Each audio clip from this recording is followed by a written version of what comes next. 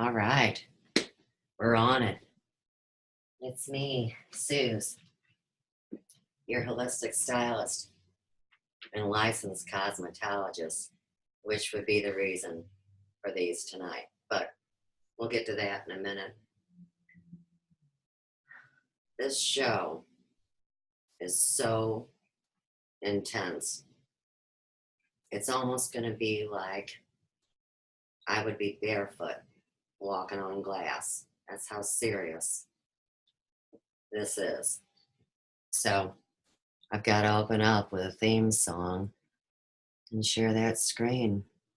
What else can a girl do? Get over to Randy is what a girl can do.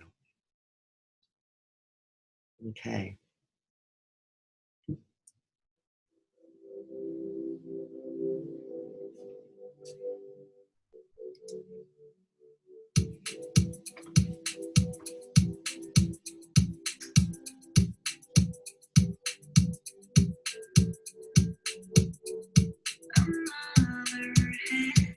Slowly, child is slowly taken.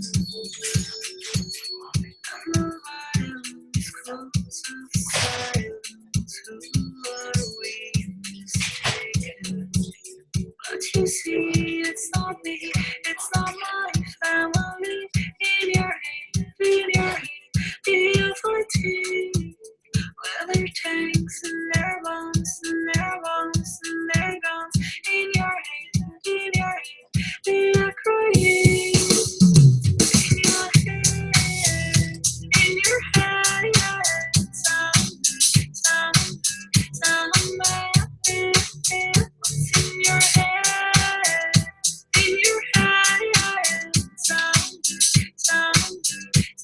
man.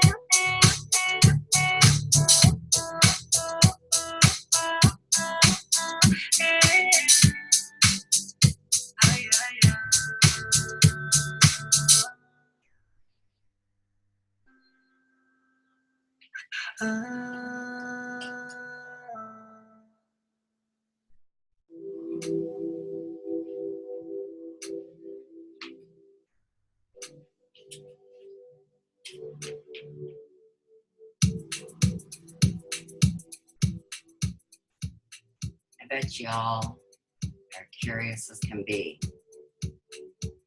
as what would be so dangerous to talk about. But you see, when you have background knowledge in it, of course, that's the main reason to put somebody's head on the chopping block. So tonight's response of mine is in direct outcry to a piece of mainstream news bullshittery that was on this morning here in St. Louis on that channel right there. You know? So anyhow, what the big story is that they've had the brilliant idea that it should be hairdressers to talk to people about STDs. And isn't that ironic? Because, of course, in our standard textbook of cosmetology, which this is my actual book from 1982, and as you know, I tag my books and underline, so I'll be showing you my book up close and personal tonight. But in the meantime, you see, here's the deal. STDs primarily are a skin condition. Recording of a man okay. Let me just stop that and stop the share. Okay. Now seriously, y'all. I don't know if you knew it or not, but STDs are an internal and an external skin condition. And as stated per the laws of cosmetology in every flippin' state and all around the world, you see, even though we study a very extensive chapter on skin conditions, We're also tested on how to spell them and define what they are. Now, we interact with clientele. That would be humans. And you see, if someone has a communicable disease, or if they have lice, or ringworm, or the buggies, we are breaking the law if we serve that person. Now, back to these skin diseases and disorders. You see, if we see the funk on somebody, you know, like a boil, a carbuncle, you know, a rash, something that's oozing or whatever, we are not allowed by law to tell the person what they have, even if we know what they have. We are next instructed by law to send that person to a dermatologist for immediate diagnosis and treatment. So, when we have mainstream media suggesting that there be a campaign where they're going to go out and they're going to reach the hairdressers and the barbers and get them to talk to the clients about STDs, well, your holistic stylist is going to have something to say. And I bring all my facts, figures, and statistics as always. So this is my official witness and documentation that I make in a public forum. And I bring my license and my national accreditation and all my awards and honors and bullshit that nobody cares about as my offering to show you that I actually know this subject matter, because you see I talk on a lot of things, but since I'm not contracted or licensed, or they don't own me, see, they can't touch me. But the Board of Cosmetology surely can. So will I be crucified by the rules and regulations of my own governing body is the question. Is my live stream still working? You always want to know these things, especially when you get ready to do this, right? So, will I be crucified? Now, that's irrelevant, because this is about reaching people with information that has been withheld. And so, I'm going to put my little emotions aside, you see. And I'm going to bring up the next book that we will be using as a witness and a testament. Now, this is Dr. Hollick's complete works. And Dr. Hollick was the leading authority on every flippin' thing in his industry. You hear what I'm saying? He was a multipreneur of the finest healing, right? And so this was written in 1878, and he is F. Hollick M.D. And of course, this was copyright in 1902, David McKay. So the first thing I bring to the table is that everything that we will discuss in this book, as related to the suggestion that now hairdressers take up a subject that is already so tainted and twisted, is only further evidence of how every small business in America is being destroyed and defiled. And considering I opened my small business in 1985, you see, I saw the whole thing. So here again, I bring my expert belief as a salon owner. It was destroyed for speaking up to the forefront of this experience. Now, Dr. Hollick created this as a marriage guide, and it's the diseases of the male and female generative organs. It's the diseases of familiarity. It's the matron's manual of midwifery and childbirth. It's the diseases of women explained, new, revised, and enlarged edition, complete in one volume, plain and practical for popular use. So even a ding-dong like me that didn't go to college, except for beauty college, which is a bunch of ding-dongs. Right, give the ding-dongs the hard job. Let's have them talk about sexuality, when it's cool to be transgender or not even know what flippin' sex you are, or not even really be into sex, and it's all about the self-pleasure. And it's all in the book. So look at the quality of the book. This would be, wow, man. You figure about 135 years old. This book. Look at the camera lighting. Just bounce. I mean, that's how powerful this book is. I'll give it to you from the side. And believe it or not, we found this in a used bookstore, and it was crammed, and thus you can see the crammage, right? It was crammed on the end of a shelf in a brick building. So it wasn't like, you know, there was any play. And this book was preserved for all times, thank goodness. All right. So you see what I'm working here with tonight. And what I also have, of course, is a show outline. You figure they spewed this filth out into the mainstream about 10 in the morning. And it's a little after 7 now. And I did serve humans today as well. So I've got all this put together, but let me just talk to you a little bit more about the ramifications of their actions.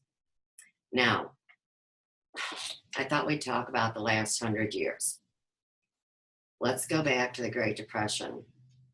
Do you know that the only places there were for people to catch a break or talk to someone was in a hair salon or a barber shop or a bar? And, you know, they kind of called them speakeasies. I don't know if everybody's too young to know that name, but, you know, they were underground places that you could go and actually have a, I would say, a very unique conversation. And depending on how you vibrate, either it's a moral and ethical one, or it's deviant to the nth degree, as they say. But see, to me, this is deviant, and I'll tell you why. Besides, let's just start with number 1.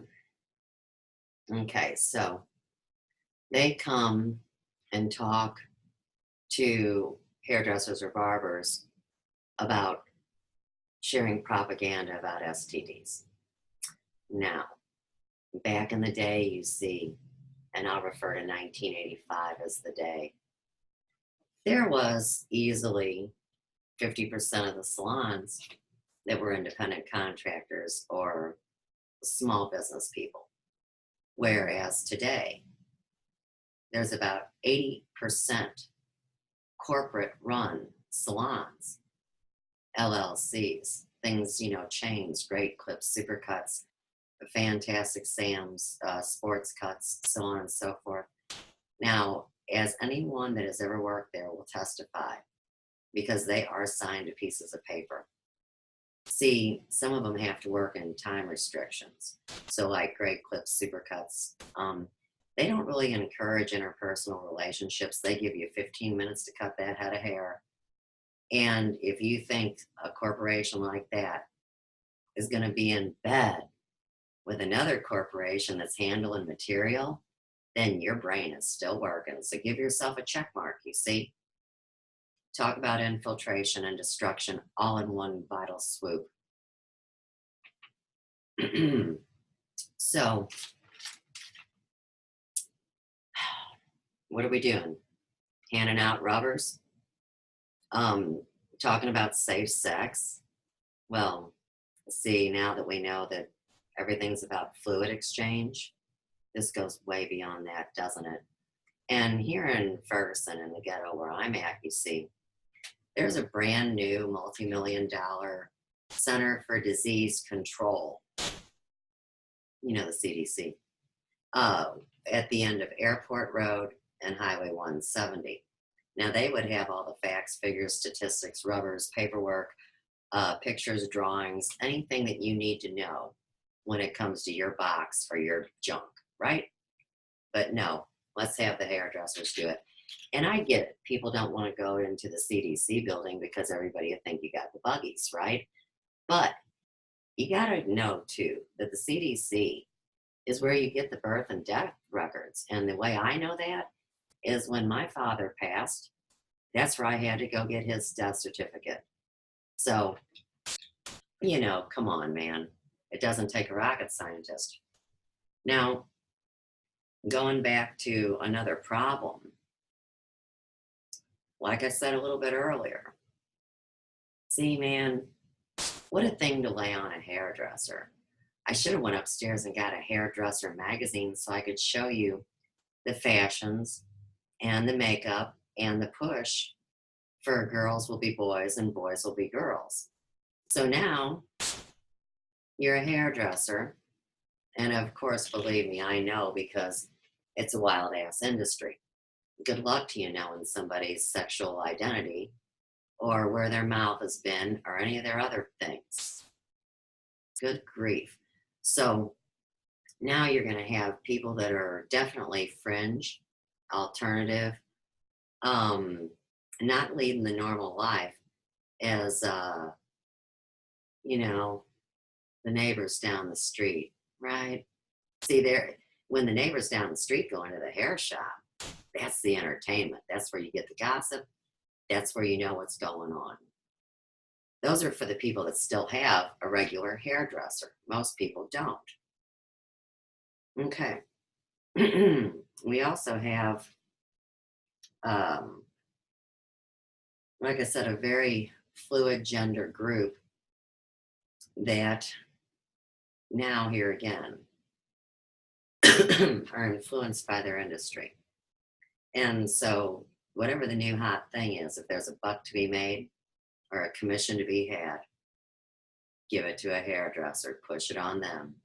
I'll cite the incident that in the 90s, believe it or not, when all the black market product, which means professional product at Kmart or Walgreens, they blamed it on the hairdressers and said that we weren't selling it through good enough. See, there is the confirmation of spirit of the way they push things on you and tell you how it's going to be. So I didn't like that, obviously. Right, here's another thing, okay? We might want to ask the news. So they have all these $1 million programs in the high schools to tell the kids about not getting the buggies, right? I mean, we already have institutions set up to handle this, but if you hand it off to a hairdresser, which is usually thought of as a lower intelligence person on the food chain, we're kind of like, you know, a cross between your free psychiatrist, your free whore, and, you know, the place where you dump your shit off, right? Somebody to clean it up. That's a hairdresser. Fix my problems. Make me happy. Make me beautiful. And it's like, it comes from the inside, man. You got to work through your shit. And see, these days, everybody, I don't care if they're a hairdresser or a half-bake or maybe not even human anymore, they cannot look you in the eye and say, I've never heard about worms or parasites or bacteria or fungus. It's rampant. It's everywhere. And that, my friends, is a hodgepodge for STDs. So, to have a hairdresser go into that battle line, all it'll do is destroy the community that is in that salon, and it'll put a great amount of pressure on that hairdresser, as well as guilt. Guilt to the entire industry, because you want to talk about in it. We're fucking in it up to here. And that's why I got heels on tonight, so I can step around the shit. And also so I can be professional, you see. Because, here again, what's a hairdresser look like? What do they stand for? Who do they serve? And when I started in the industry, I had to wear heels to be professional. And that's why I wore them tonight, because I don't dress like a hairdresser, whatever that means. I've even been told I don't look like a hairdresser. And surely I'm not cool with all the big foo-foo shit and everything. I am not a diva. But I can be, you know, as trendy as I want, no matter what age I'm at.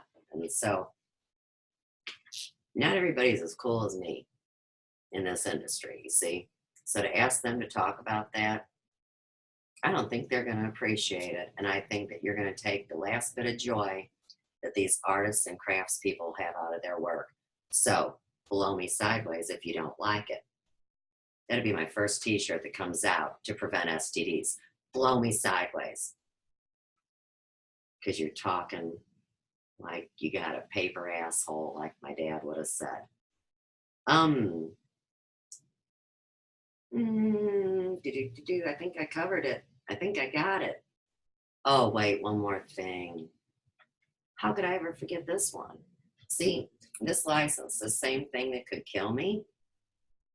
Do you know that one of the biggest things they want to do with the cosmetology and barbering industry is deregulate them? And most people would say, right, because any idiot can do hair. Wrong. That's the wrong reason. Here's the reason they want to deregulate us. You ready for this? It's because they find our state boards not responsible with the oodles and gobs of money they get on our license fees. So have some of that.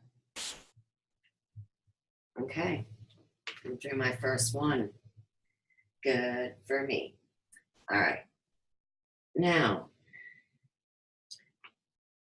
introduce the book. I did. I'm already ahead of things, but let's go to page 556 as we begin this never-ending story into STDs and skin conditions and mental conditions. See, that way, so when somebody tells you you're not a fruitcake, you got the facts, figures, and statistics to prove that you're not. 556. I got a lot of reading to do tonight, y'all. And I put these little dots where I'm reading. I didn't mark it up hard. I can't believe this is what I want to talk about first. Are you kidding me? Okay. So,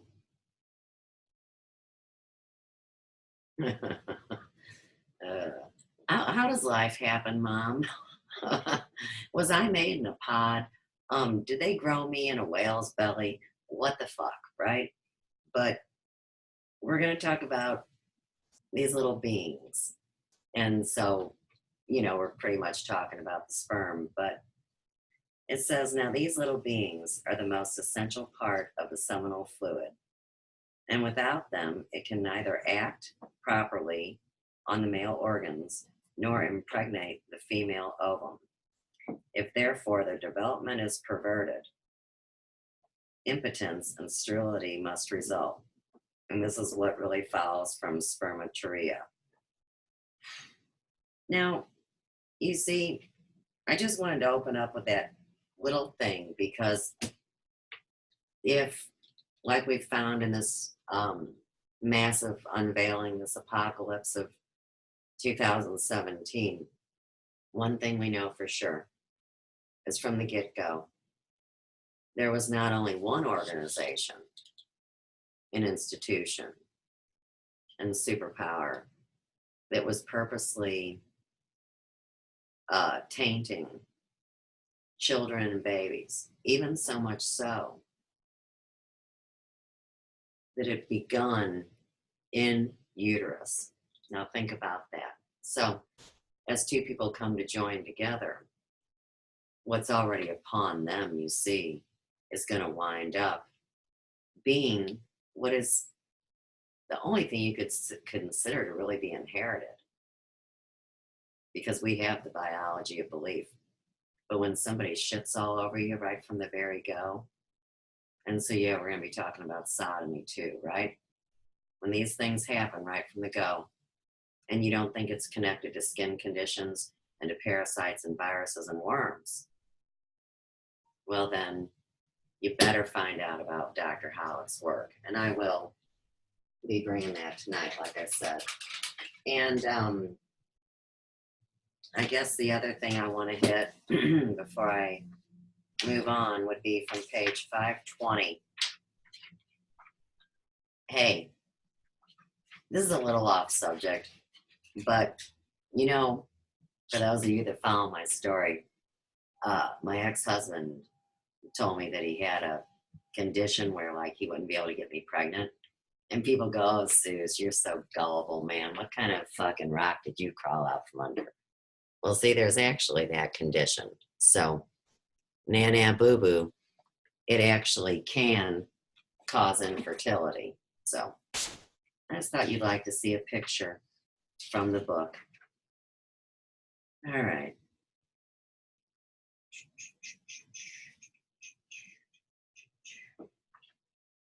Oh, on ignorance. All right.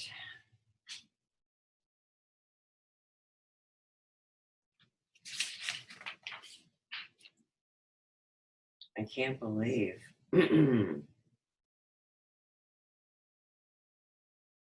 Why are my pages?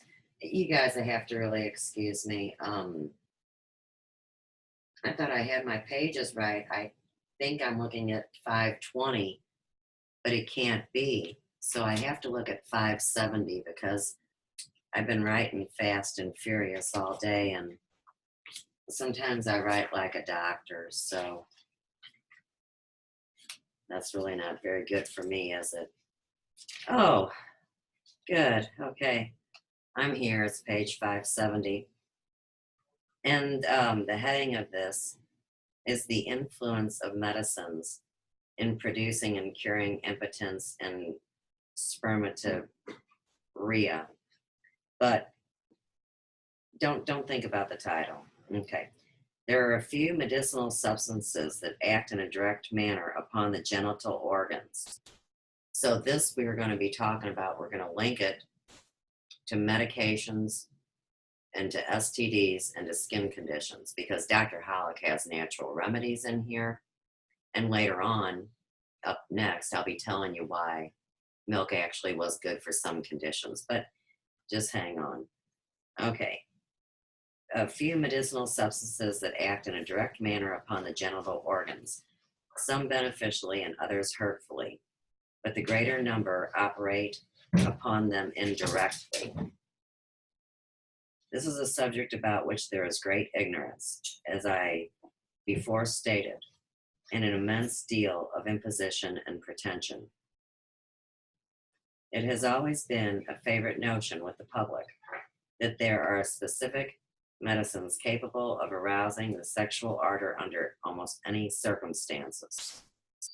From this notion has originated all the various cordials, stimulants, and elixirs. They are constantly pressed upon the attention of the impotent and sterile.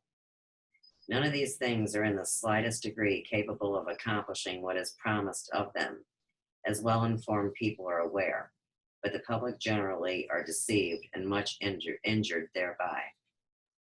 There is no doubt but that an immense deal of disease and incurable impotence is caused by the use of these preparations, and much good will result from cautioning the public against them. Very lately, it has been ascertained that certain drugs can be made to have a remarkable beneficial action in particular cases of loss of power. Think about all the,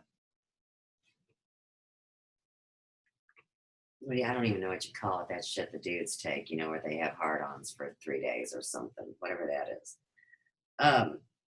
Which makes it impossible to prescribe for alike.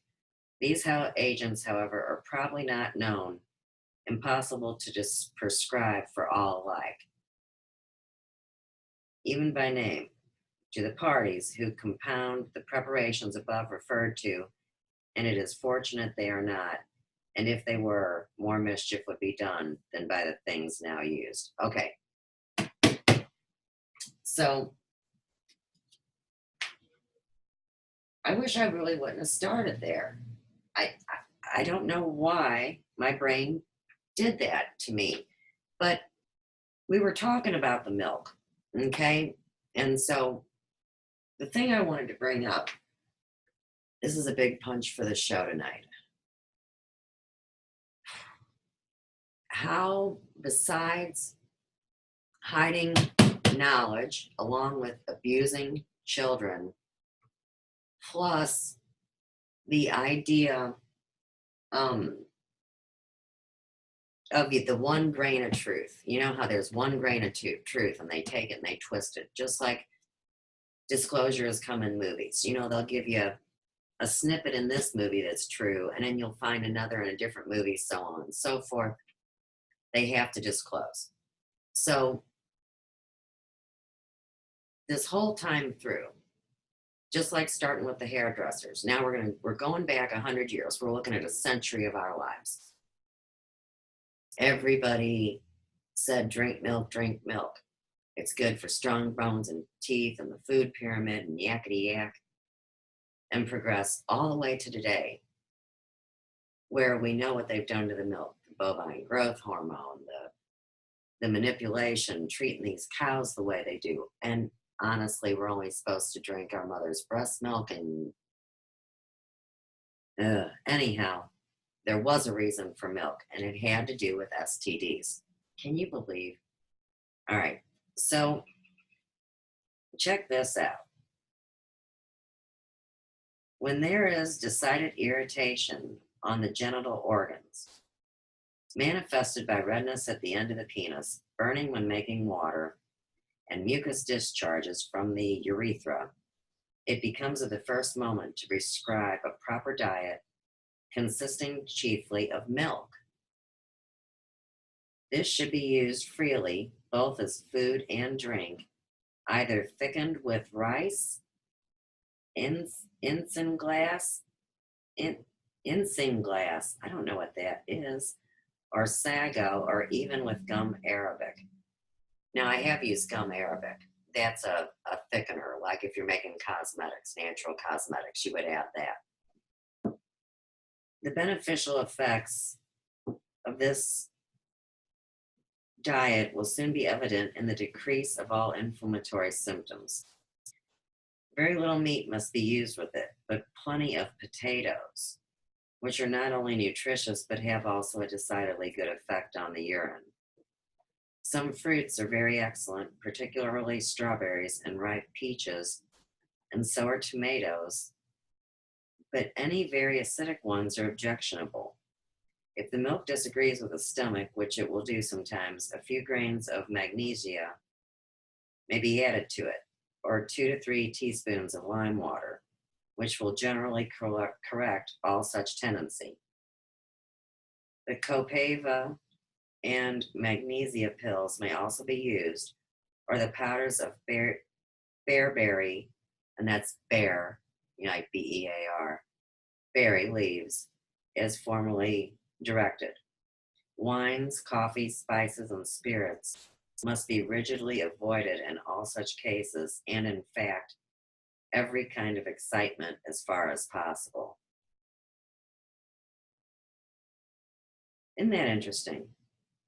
Now, directly above that, because you remember, we were talking about drugs that trigger ejaculations. Isn't that something? So back in the day, they had McMunn's elixir of opium, and it is the best preparation to use instead of laudanum or crude opium. So in this book, it talked about the guys that smoke cigars before bed are the ones that wake up with a woody and have emissions in their sleep. Or like people that imbibe alcohol and isn't that interesting? The heroin epidemic, the opium, the cocaine, the stimulants. So as we're talking about STDs, I guess we should really be talking about these drugs that they've pushed on everybody so they're not in pain from the abuse that they were given that gave them the STD in the first place. Or, you know, even if you don't have an STD, like we've been going over, you guys, that's nothing. Wait till everybody figures out the parasites are all over them, or they got a 8-foot tapeworm or something that they could have simply gotten out if they would have known little tricks like this. And in this book, there are loads of helpful hints to get rid of these problems that our modern medicine can't seem to wrap their minds around unless they do. Depopulation, remember all the stories? So you have to tie all this together, and that's why I got all this. All right, so I talked about ignorance and milk, the grain of truth, and the idea that it's a healing modality. Okay, so hey, somebody, you know, earlier Joe was teasing me. He's waiting for me to fall because I'm wearing these stupid heels and I'm on a natural rug, as you can see. So the heels can get stuck in the rug. So bear with me. I'm trying to be as professional as I can tonight. Share the screen. Okay. So I got this song that I want to share with you guys. And the guy that sings it, his name is Larry Gerner. So let's go to my history and go get Larry. This is great, man. This is why I've been calling it Shut It Down. Okay. And hopefully I won't get in any trouble. I'm always in trouble, right? Just comes natural to a redhead. Maybe I'm not in the right place to find this.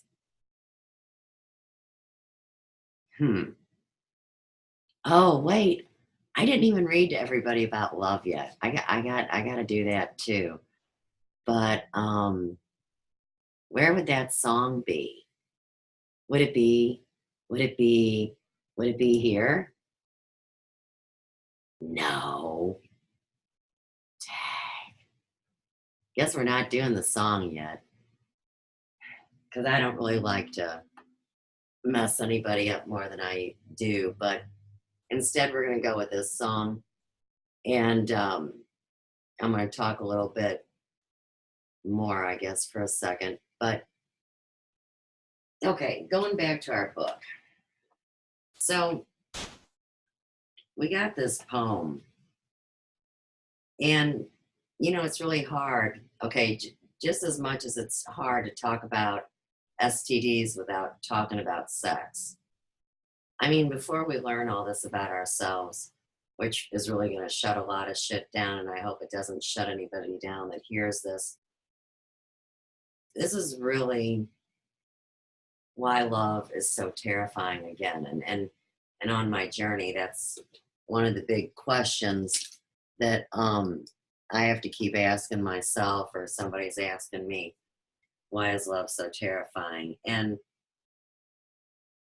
there's a poem that was written by this Moore fellow that has expressed it very well. And these are well-known lines, it says, from the time. Oh, what love made for, if it not be the same, through joy and through torment, through glory and shame. I know not, I ask not, if guilt's in thy heart, but I know that I love thee, well, whatever thou art. This is love pure and devoted totally regardless of all else, and ready to undergo any trial or sacrifice, whatever, not only without regret, but rejoicing in them as a privilege. Such an intense and absorbing sentiment readily becomes an uncontrollable mania, terrible in its fierceness, pitiful in its melancholy, or ridiculous in its strange eccentricities. Shakespeare gives us some of the best illustrations of love madness that we have. Right. In short, love when starved, blighted, betrayed, or slighted may result in the most fearful depravity, the most terrible crimes, the most maudlin absurdities, the most heart-rending despair, or the most touching devotion to some beautiful scheme of mercy and benevolence. Happy indeed when it takes the last direction, as fortunately in women is very apt to do.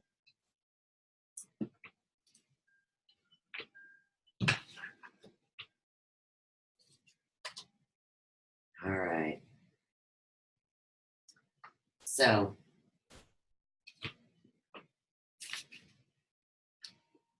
I'm going to be cool, and I'm going to find dude's video, because it's so good.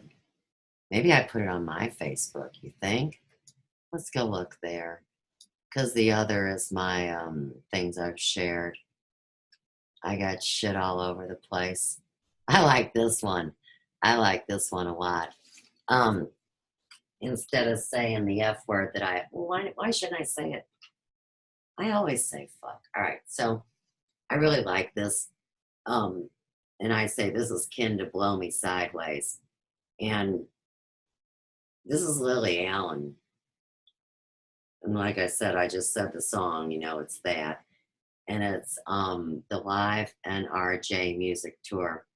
And that was June 19th, 2009. And, you know, I'm going to play you a line, but the reason I wanted to bring this song in too is because she's saying it to the people that hate you because you're fill in the blank. So, you know, any flavor from, you know, normal, you know, whatever to extreme and the things that are now normal that weren't before. I don't want to use any descriptive words or cast anything that I shouldn't do with my speech. So I like it that she's telling everybody that. I like this song. Let's just do a minute.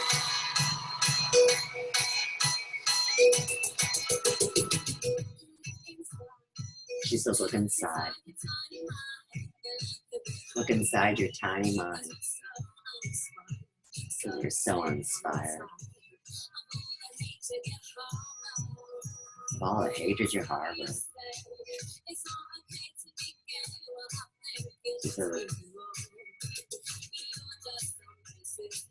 Here's just some racist.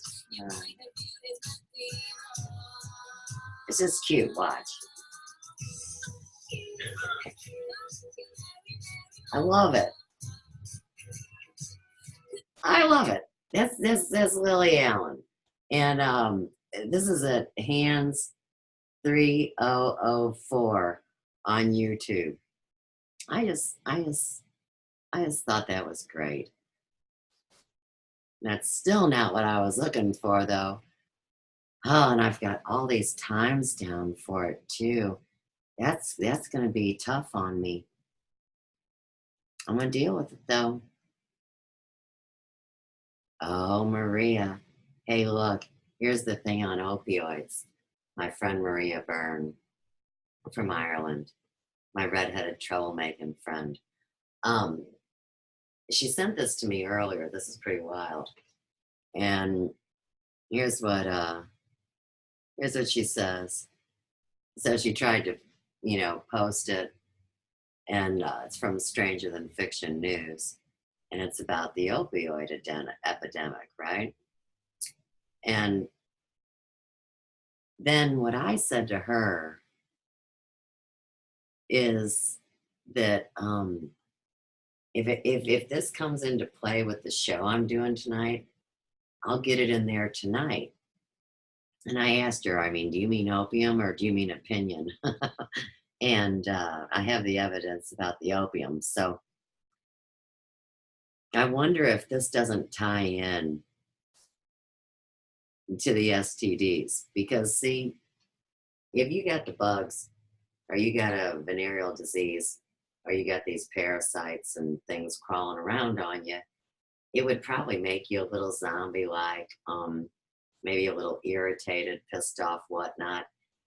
You might not even look too attractive. Now, how is it that you want a hairdresser or a barber to talk to somebody that might have been like this 24 hours prior, right? And you want to have a serious conversation with this person. So I'm going to go ahead and tie that in right here. And see, what I'm trying to do is I'm trying to be funny and bring light to a really serious subject. But here again, I just so strongly disagree with the idea that you should, anybody in their right mind should think you want to hang out a person that works with their hands and their heart, to have to be the one to give somebody some, I mean, come on, it's too much. It's too far, it's too much. I don't like it. All right, what's going on? Why can't we watch it? I would really like to. I saw it earlier. I watched it earlier. Ain't this something, you guys? See how that works? Oh, hey. Nice. Okay. Why don't we just watch a little of this? What? Do I get to? Can I talk? Can I talk about opioids? Addiction is rare in the pain patient who's properly managed.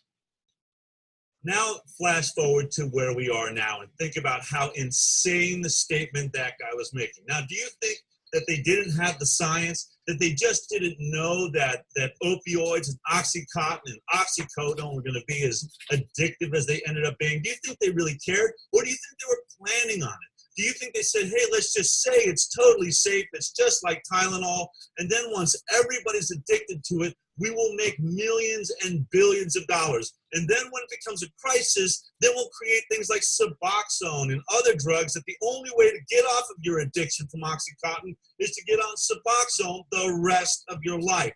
This conveyor belt is how the pharmaceutical industry works. And what this DEA gets into, what this 60 Minutes piece gets into, should be terrifying to everybody. But guess what? I'm used to it, because it's exactly what I've been trying to tell you about the vaccine industry.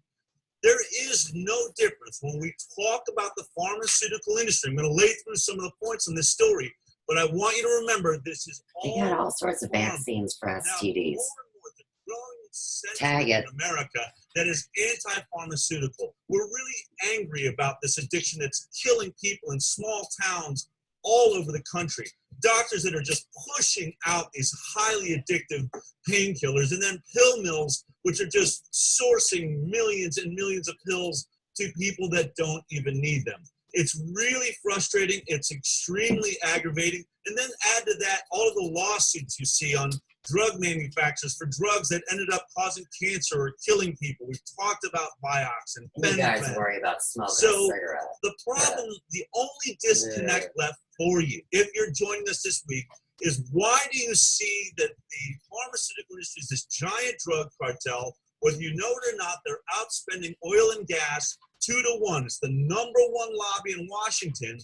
You know, Bernie Sanders can't stand the pharma lobby, but he loves vaccines. So somewhere in your minds out there, not all of you, I don't mean to putting those of you down that are really following this show and listening, but why is it that you think that there's this totally corrupted industry called pharma making drugs that destroy lives, pushing drugs that destroy lives, changing laws and moving lobbyists around, in order to benefit themselves to the tunes of billions of dollars. Yet when these same people make vaccines, that's totally different. That's free from any issues. The safety studies are immaculate, they're perfect, and we should trust them completely and totally. In fact, go ahead and just let them babysit your kids. I don't know what's going on out there, but let's break down this story, and maybe you'll start seeing the similarities to what I've been saying all along about the vaccine industry. Now, hang on. Give a sister a chance there.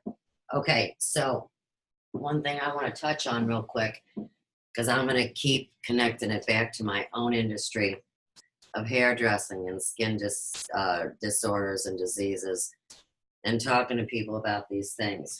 Now, when he mentioned the oil industry, now see, the first place they hid the byproducts of cosmetics and body care, personal care products.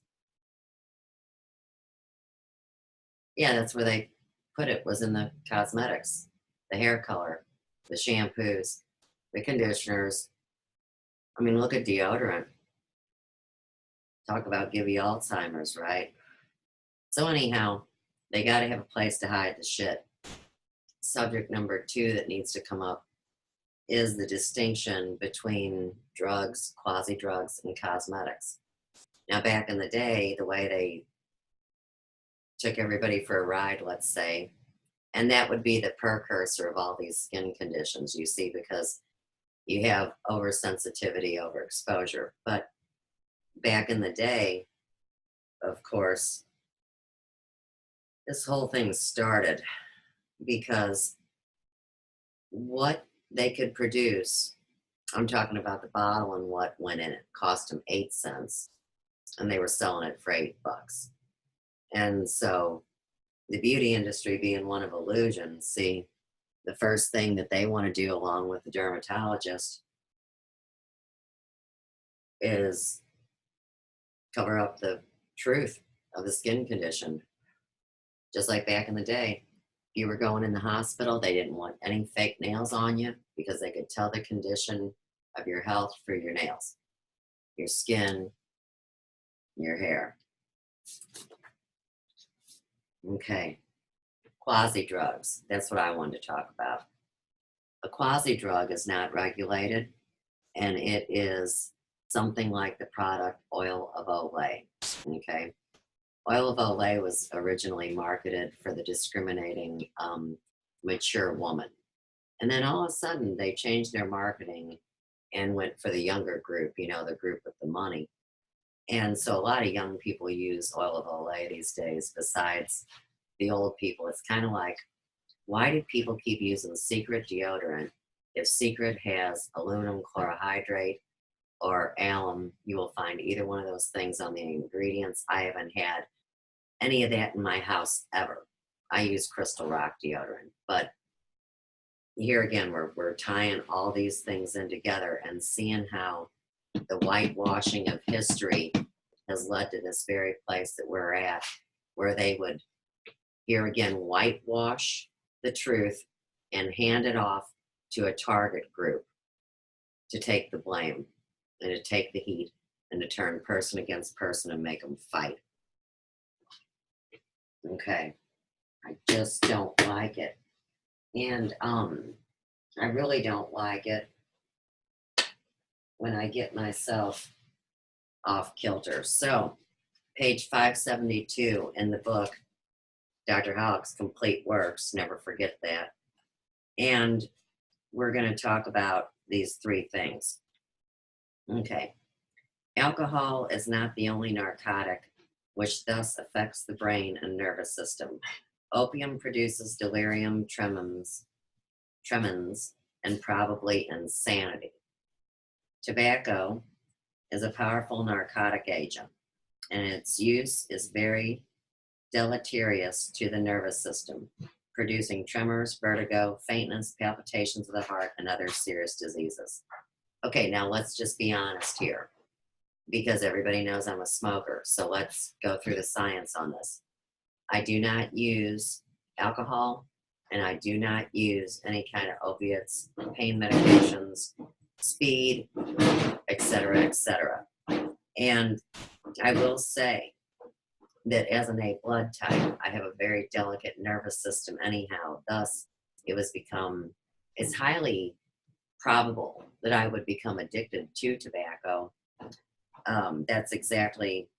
It makes perfect sense. And I don't have tremors, vertigo, faintness, but, now today, Randy Moggins had a great show. And I wish I knew the dude's name off the top of my head. I was making comments about that earlier too. Fantastic show.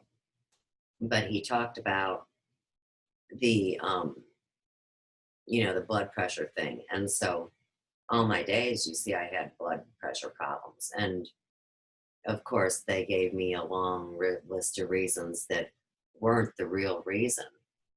But see, when you're a targeted individual where people are messing with you, yeah, you do have that. And I am very documented as one of those people, more than what most people know at this point.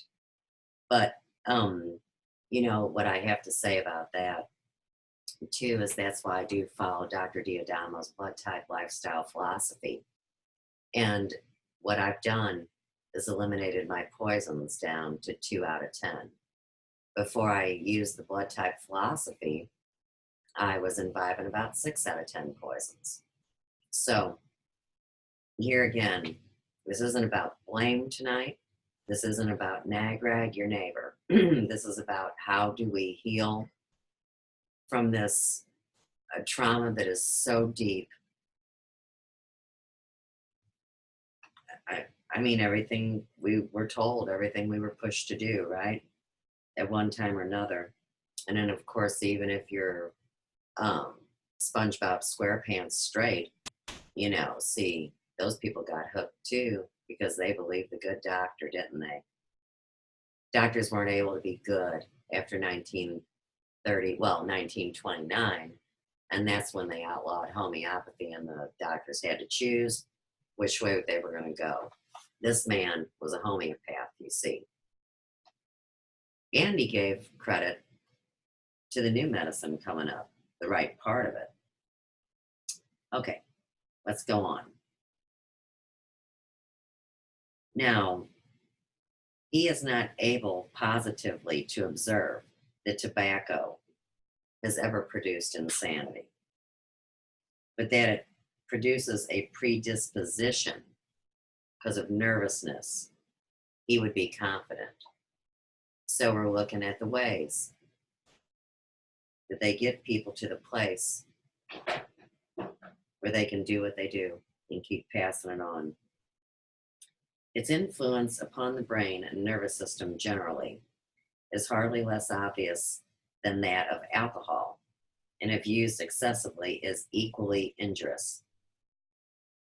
The young are particularly susceptible to the influence of these narcotics. Sure. Okay. Cross that one off. And we also talked about milk and its reputation. And what is this? Let's see what page 26 holds in my cosmetology book. Oh, right. We have the definition of immunity. And here again, see, people didn't used to get so many disorders and diseases. We always have a hyphen between the S and the E in the word disease. But you see, they've been working on shutting our immune system down for a long time. This is my cosmetology book, and you see, I was the same way I am now, hard-headed, excessive, determined to learn, mark it up, underline it, learn it. Okay, so immunity is the ability of the body to resist infection by destroying bacteria once they have gained entrance. Immunity against disease may be natural or acquired and is a good sign of health. Natural immunity means natural resistance to disease, which is partly inherited and partly developed by hygienic living. Acquired immunity is achieved after the body has overcome certain diseases by itself or has received inoculations against these diseases. Human disease carrier is a person who is personally immune to a disease, yet harbors germs that can infect other people. Typhoid fever and diphtheria may be transmitted in this manner. Bacteria may be destroyed by disinfectants and by intense heat achieved by boiling, steaming, baking, or burning, and ultraviolet rays. And this subject is covered in the chapter on sterilization and sanitization. Now, think about this. Very much so is a hairdresser and a nurse synchronistic in their job descriptions.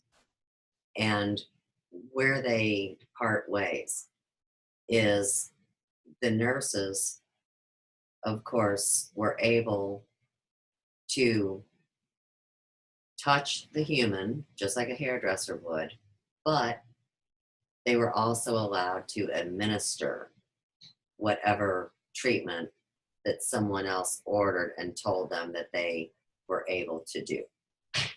But see, these nurses all around are walking out on the job because somebody's telling them they have to get jabbed with a vaccine that they know good and well is going to make them sick. So now we go to the hairdressers and the barbers. All of a sudden, if they're the face of STDs, well, then their health is going to get called into account. And hairdressers never have traditionally ever had to submit for a drug test or to a set list that they would have to check off, like you would need this shot, and this shot. See, now, back in the day, okay, so I got my heels on, right? I'm Susie Professional. Well, let's say Susie Professional went to work in her bare ass feet and put her foot in this heel. Now, they would say that I could spread disease because there is not a barrier between my sock and my shoe. This is how twisted these laws are. And of course, these days, let's twist it right back on them. All these people going and getting their nails done in these shoddy places where they walk out with funguses. Oh, hell yeah. Everybody's heard about it. So, you know, there's a lot of people now that realize that cancer is definitely a fungal and a viral problem. And there's also STDs that would fall into that same category. So see, at this point now, when the whole world is pretty sick, here they come with all their help. It's a trap. I still say it's a huge trap. Okay. Forward and onward. We're going to talk about occupation. So we're to 587.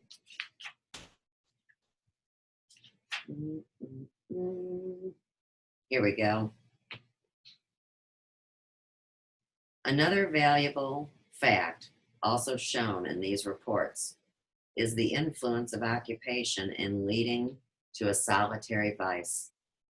It is proved conclusively that light, sedentary employments very much favor the formation of such habits, and that, on the contrary, active, out-of-door occupation has the contrary effect. Thus, among merchants, printers, students, and shoemakers, 50% of the insanity arises from masturbation and only 12% from intemperance, while amongst carpenters, blacksmiths, and others who are actively employed, 35% of the insanity arises from intemperance and only 13% from masturbation. Among seamen, they mean the guys on the boats, not seamen, okay. Among seamen, again, 54% of the insanity arises from intemperance and only 11% from solitary vice. These facts should be duly weighed by parents when choosing employment for their sons. Many a youth of sanguine temperament, urgently requiring a muscular and mental occupation of the most varied kind, is condemned to the monotonous inactivity of counting house deck, the distasteful plodding of an office, or some merely intellectual profession, and in consequence become listless, dogged, and self-debased. In such cases, the abundant vital energy that ought to have been expended in active exertion is retained, and by stimulating the sexual organs to an unnatural degree, leads to solitary vice, both as gratification and a relief. Okay, now let's talk about some symptoms here and piss some more. You know, like I said, I feel like I'm walking on glass. Please don't kill the messenger. Who else would have this book but me, right? What we're talking about is the lack of purposeful work. And of course, back in the day, over 100 years ago, see, people had purposeful work. And so what they did was broke down the specific kind of work. So if you're sitting in your desk with your thumb up your ass doing nothing, see, you might have a little more problems than somebody that's in a social setting that's actually, you know, physical with their body, you know, got the mind, body, spirit, soul connection going, right livelihood work. Okay, so the effects of, let's just call it self-abuse, because, you know, masturbation makes everybody feel guilty, but I hope nobody feels guilty, because you have to remember, with all the information about the Children of God cult that came out, well, shoot, before they realized it was way bigger than it actually was, even for how big we knew it to be. 1 out of every 8 across the globe were affected, and now quadruple it. And, you know, we were talking before I went on air, because this is such a hard subject. Okay, so something bad happens to somebody, and they find a friend, you know, that bad thing happened to them too. Well, by the time that they're all talking about it, you know, the next thing that's happened already with the infiltration, there went my live stream for a minute, would be to try to get the others convinced that this was normal behavior. And the primary thing that I will bring now to the forefront, and I can't stand this, it gets on my last nerve, is when people go, oh, that's gay. Oh, that's gay. Everything's gay. And it's like, you know what? Gay used to be, you know, happy and, you know, happy and light and gay. And to just say it, and especially when it's heterosexual people saying it, they got no damn clue.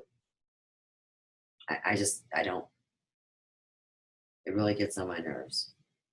And here again, ask a bunch of hairdressers where, oh, I'd say at least 35–40% of the hairdressers are gay. To talk about STDs with a bunch of other people. See, I think it's part of the transhuman agenda. I think it's part of the, you know, twisted so bad that nobody ever even wants to hold hands with somebody ever again, or even dare to believe that they love them. All right, so what's the effects of self-abuse? Okay. Most frequently met with are the weakness of the eyes, swelling and soreness of the eyelids, partial deafness, weakness of the limbs and back, headache, dizziness, flatulence, inconsistence of urine, diarrhea or obstinate costiveness, palpitation of the heart, shortness of breath, loss of memory, and confusion with judgment, with melancholy or irritable peevishness. Another effect also met with in many cases is a particular loss of the power of speech, or a tendency to stammer and stutter. Okay. All right. Now, we end this long paragraph with, in fact, these symptoms are very similar to those observed in the hysteria of females, with which they are, to a great extent, identical, both in nature and origin. And that's why I say this is an equal thing with men and women. This isn't an argument to be had there. Absolutely not. Another bummer is baldness with people that self-abuse, as well as premature whitening of the hair. Also, palsy and epilepsy are more frequent. The results of this practice that is usually thought, and paralysis is quite common also. I have known many instances of young men becoming temporarily paralytic from excessive self-abuse, and very recently I was called to see an old man who was dying from paralysis brought on in this way. Okay. Now, think back to everything that they call diseases these days. You go to a doctor, you get a diagnosis, and they say, you got epilepsy. Well, here again, I know it's nobody's job to work with the soul or the spirit. They weren't able to monopolize on that just the same way they were the physical or the mental, no doubt. But you just can't pill it away, is the answer. And so here again, if this is the main cause of our pain, so much so that they are now handing that work over to someone that is paid minimum wage, that works with nothing but a bunch of cackling people talking nothing but nonsense. Well, then you're going to get nothing but more nonsense.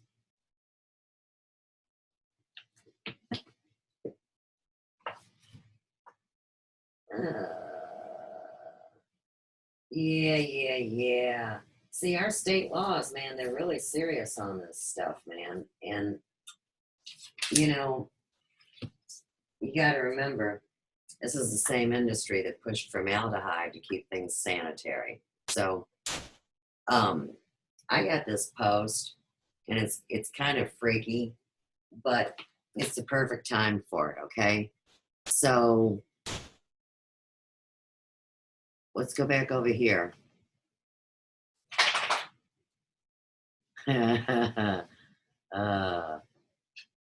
Yeah, I'll trust my government when they explain this. Oh, and hey, believe it or not, this was Forbidden Knowledge's video, and this was on October 19th. But what's interesting about this is that this is right here in St. Louis. See, the I-Team 5 is KSDK.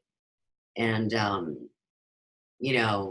my story, and I can say Channel 2. I mean, I'm not really breaking any laws, am I really? But see, they all say it. So BFD, I mean, they all got the same script, right?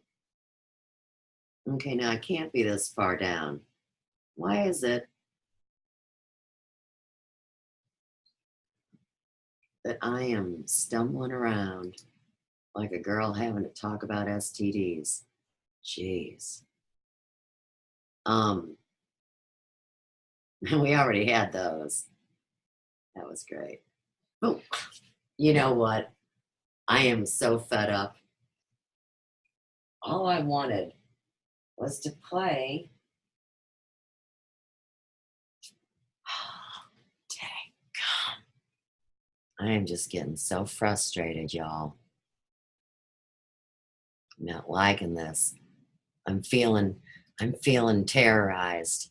Let's just type it in, and then we'll find the other one later. Let's look for Larry. Where is Larry? Larry Gerner. Shut it down. Can I find you, Larry? My dad's name was Larry. Tell me you're here. Whew. All tracks, Larry Garner. Hey, he's pretty popular, it looks like.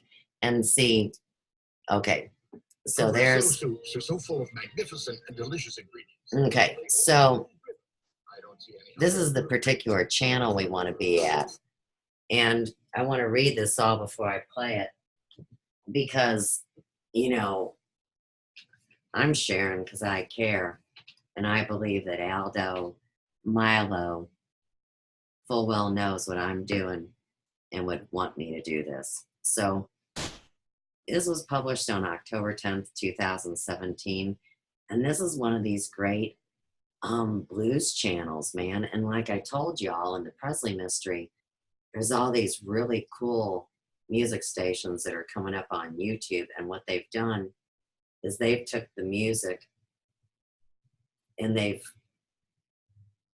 harmonized what was ripped away from the original music when the big corporations took it out because of the spell casting and the control that they wanted to have, because they knew how the music would affect people. So these are people that are putting the music back the way the artist had it. It wasn't the artist's fault. But see, it's Blues and Rock Ballads, Relaxing Music, Volume 14. And they tell you the playlist. And so we're looking at Larry Garner, Shut It Down, right? I love this. Okay, so let's listen to some of this song. I don't think we should play the part that's really directed towards race. We could play the part that's directed to false religions and taxes. Or we could just go with the nice, mellow, all-purpose beginning. And we're going to take it at 30 minutes in. Okay. I like this. Right here. Till you gon' feel like shutting it down. Feel like you belong, be the wrong. Yeah, you gon' wanna shut it down. Gonna feel like your life needs it over.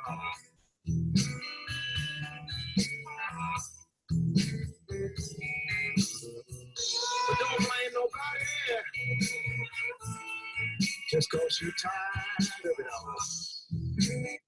Right. Don't blame nobody else because you're tired of it all. I love that. See, but he didn't really get specific yet. We're just checking him out a little bit. And I think what I'm going to do is grab another passage in this book and talk about the transference of shame and how that game is played. Yeah, and then we can play the music that brings up the particular control systems. Okay, I like it. 565.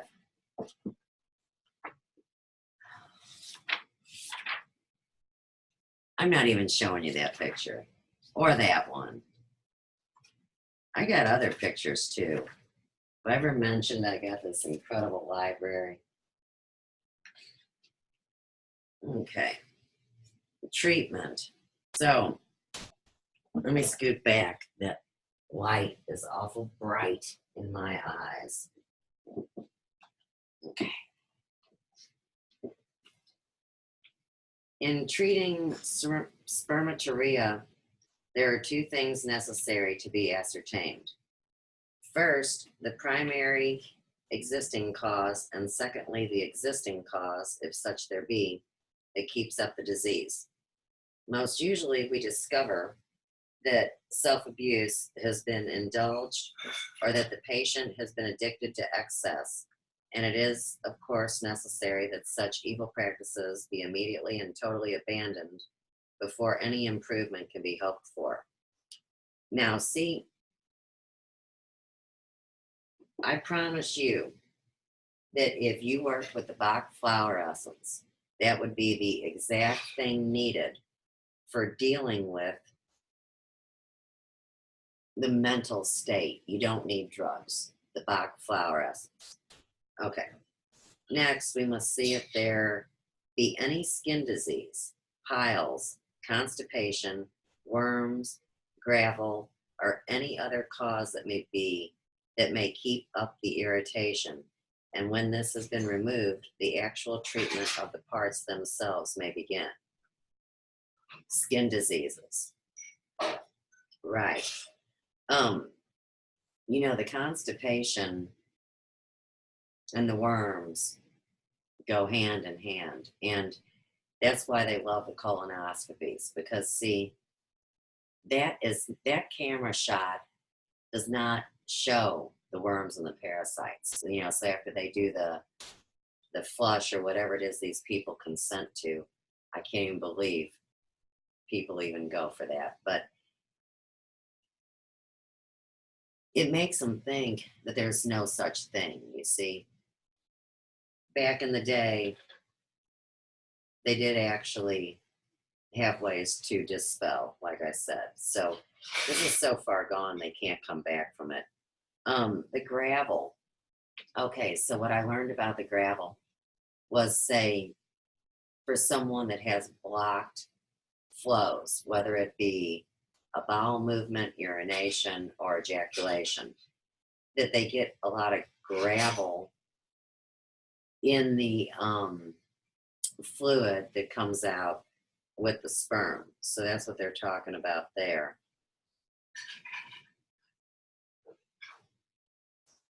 And of course, this post from this girl is what I need to pull back in, because she's telling you how to take care of your stuff.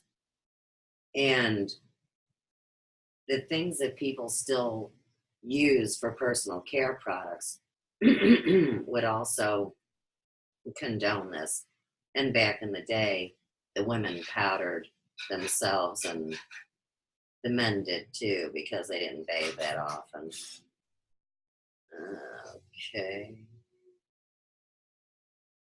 Next, we must see if, okay, this treatment must consist in the application of those means best calculated to remove the irritability or relaxation existing in the ducts and seminal vesicles and give tone to the testes. So long as the ducts and vesicles retain their irritability or remain open, the semen must necessarily escape, and it becomes therefore absolutely requisite to remove such disability and restore to them the power of contraction which they possessed in the healthy state. Hey, and when you got young people wearing diapers, man, and making it look like a fashion statement and acts like everybody that's young has got all these problems, I think that we see now too what the problem is. Okay, now I just want to find this girl's post about how to take care of your vajayjay. Hang on. Huh. Sure, I said it. Stop share. That's not really what I want to do. I want to move. I want to go to my Facebook page. Again, I'm going to try this one more time. Maybe it's under Susie Hairdresser. Seems like the appropriate place, doesn't it?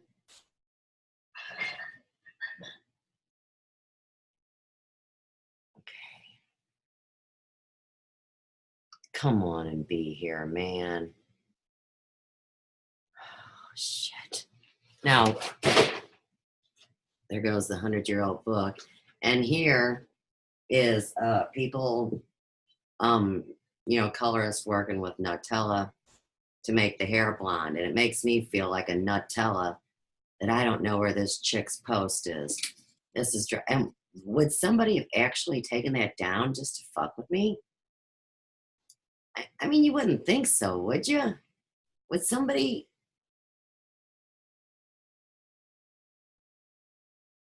This is freaking me out a little bit. I gotta be honest. It makes no damn sense. What about under Sophia's Emporium? I mean, it's gotta be here. I commented on it. I liked it. I shared it. Oh, thank God. Oof. I was really getting scared, man. Okay, so now this got shared earlier. You know what? It is really dangerous to wear heels, you guys. I don't ever wear heels. I mean, never. Okay. Here we go. I shared Jashley Alicia's post 6 hours ago, and I said, live stream tonight at sundown to call out the ding dong is going to put the blame and blunder. The mainstream media, of course, the local St. Louis channel, is now setting a serious trap for all licensed hairdressers. Beware. All right, so she's going to tell you how to take care of your shit. She's going to let you know discharge is normal. You don't have to wear a panty liner 24/7. Your vajayjay is acidic enough to bleach fabric, hence the discoloration on your underwear. What do you do if you don't wear underwear, Jashley? What do you do if you don't have problems all over the place? I think that's where you talk about airing it out, but we'll see.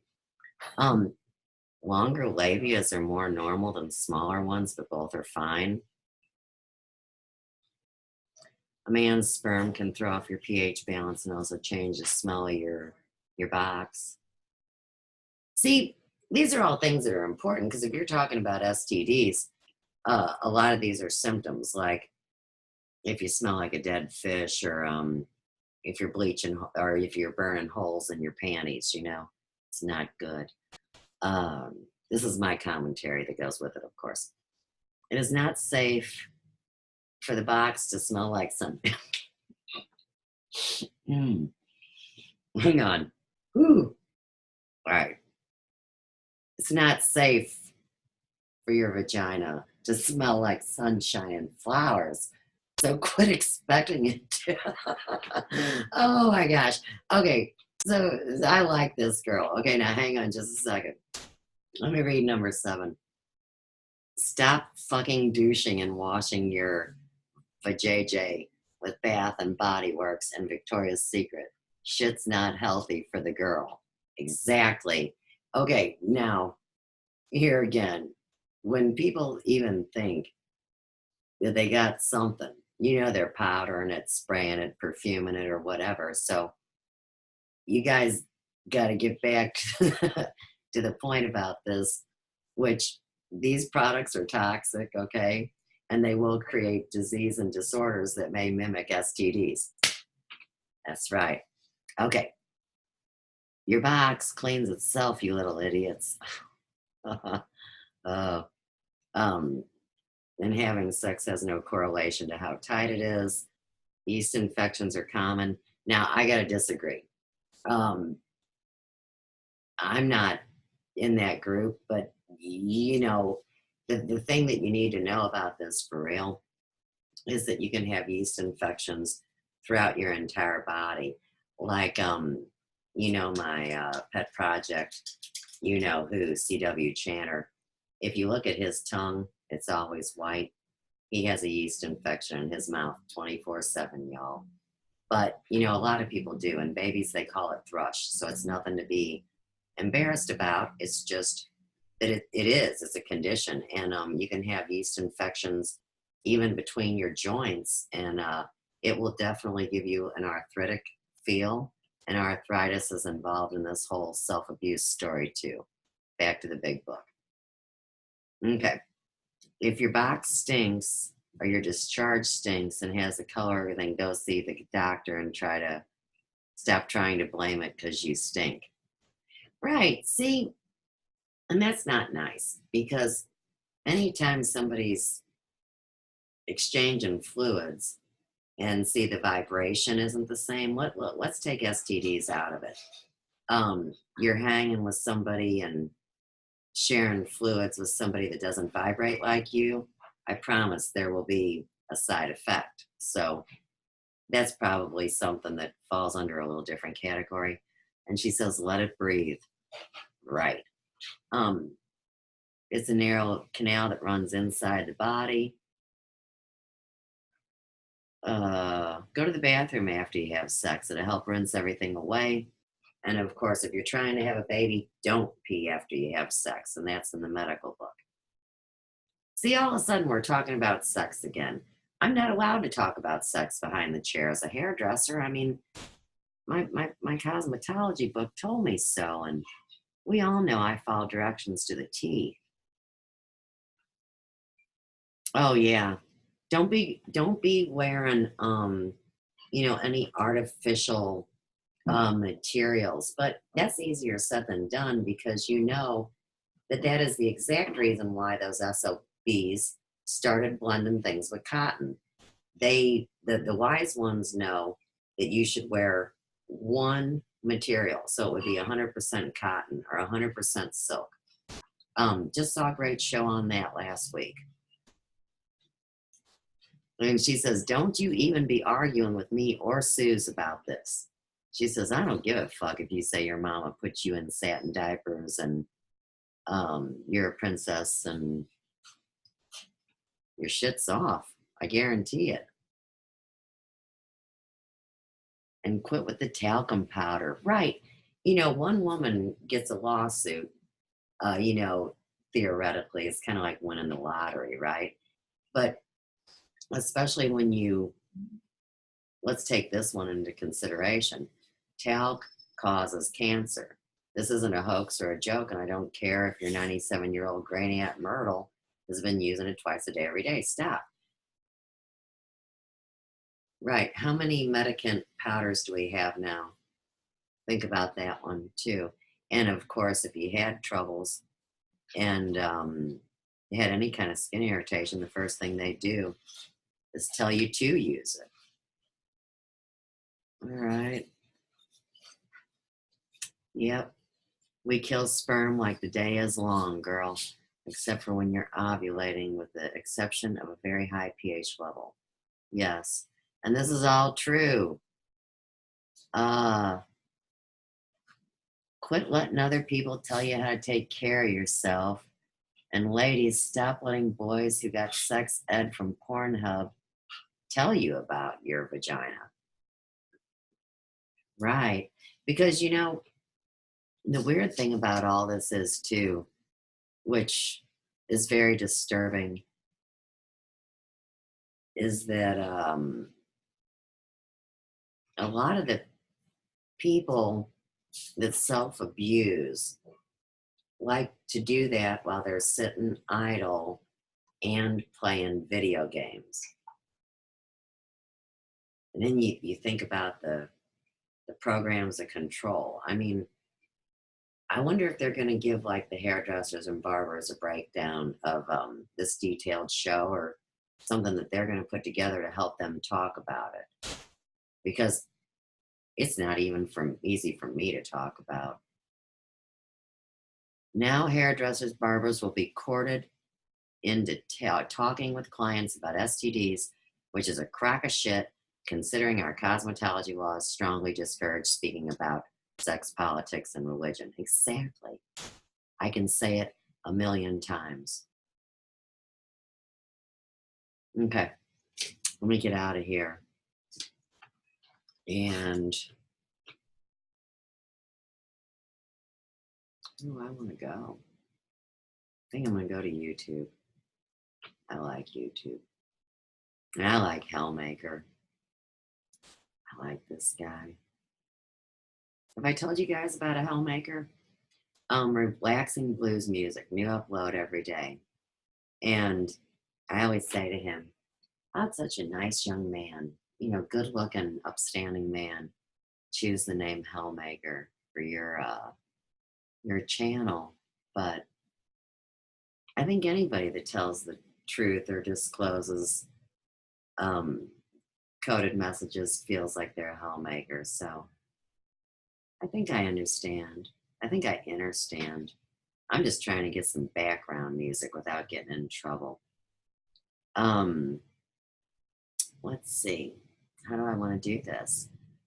I could call you on the phone, Hellmaker, and say, "Hey, could I please get in on this great global thing that y'all are doing where you share the best music around?" I guess I could do that. Or maybe I could just go over here and pick something out for us and turn it real low. Turn it real low. Very, very, very cool station. You know, one of my favorites, and I just can't even help myself. And it's a good one to try it with. Let's try it with this one. Let me tell you why this is a good one to try it with. So as you can hear, there was somebody just singing, and that wasn't Eric Clapton. And of course I know that, not just because I know Eric Clapton's voice, but because I also know the voice of who is singing it, and his name is Caro. And then of course this whole thing is going to start out with probably the most famous blues song in the whole world, which is really funny, and it gives you a clue to my face. So I'm just gonna play a little bit of music and give myself just a minute and introduce you to Hellmaker. And this would be the thing we want to see. See, we're doing a test. Okay, so you might think you know the voice, but it's not the voice you think you know. And then if the voice that you don't know is alive and recording things in this very day, how do they throw a copyright down on him and say, hey, you're Elvis? And he's like, no, I'm not. Fuck you very much, you know? Oh, thank you very much. Whatever it is. And this all goes back to a 2013 court ruling where now the international music is allowed to be over here. And thus you see the crumbling of the entire control pyramid of nonsensical shit, right? Yeah, I'm talking about the people that hold the intellectual property rights of countless artists. It's exactly who I'm talking about. Good thing they don't want these guys to talk about STDs, because they'll put it in a song and sing it to you all day long.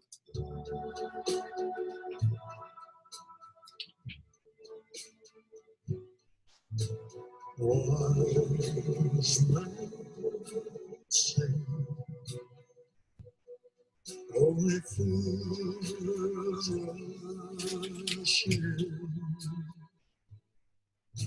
but I can't help falling in love with you. Shall I stay? Would it be a sin if I can't help falling in love with you? Like a flows surely to the sea, darling, so it goes. Some things are meant to be. Take my hand, take my whole life too. For I can't help falling in love with you. Like a river flows surely to the sea, darling, so cold. Some things are meant to be. Take my hand, take my whole life too. For I can't help falling in love with you. For I can't help falling in love with you.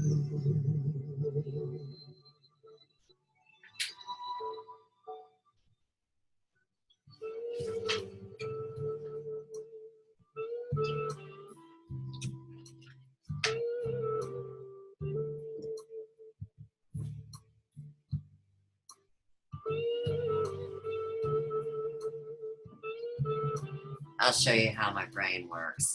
People always want to know how I do what I do. Listen to the first lines. It's late in the evening. She's wondering what clothes to wear. She puts on her makeup and brushes her long, long hair. And then she asks me, do I look alright?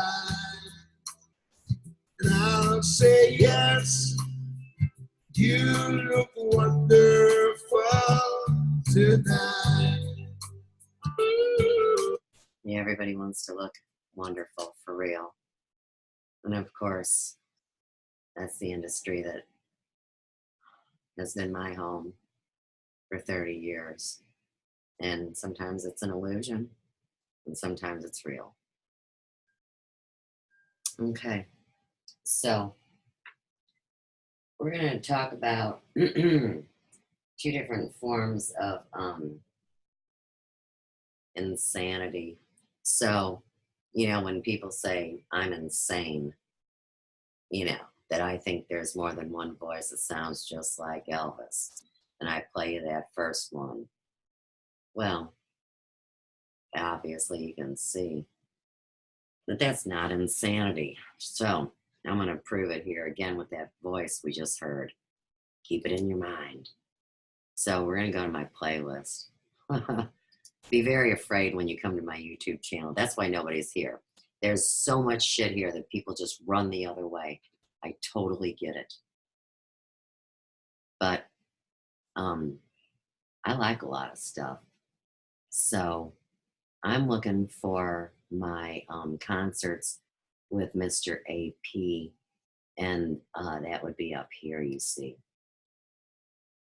And so as I've been around this worldwide tour with this great music, you know, coming in from places I could have never even imagined to be able to see. And then, of course, you know, on this journey, I have these friends from all around the world that share pictures. So, yes, we do know they're real. And that's a burning question these days. And, you know, you got to ask yourself, can these other life forms have STDs? Be damn skippy they can. So, you see, I just don't even know why I brought that up, really. I think because this is just driving me nuts. It really bothers me that they want to lay this on hairdressers. I mean, do you think I'm taking it personal? Or do you think that from everything that you've learned on this journey with me, that maybe now you can see how I claim the status of a targeted individual? I mean, it looks so innocent and it looks totally unrelated. But if there was a bitch on the planet that loved her profession, it'd be me, you see? And so why not dig at somebody that really cares about what they're doing? But I love Massimo Caselli. I think that's the Caro's real name. One time we were going to talk on Messenger, and you guys know I don't even know how to use these electronics, except for the way that I'm supposed to be using them at any given time. And Lord knows that that all is done way above my level. But listen to this voice. That's why we're here. This is Zacaro, and it's a concert on December 16th.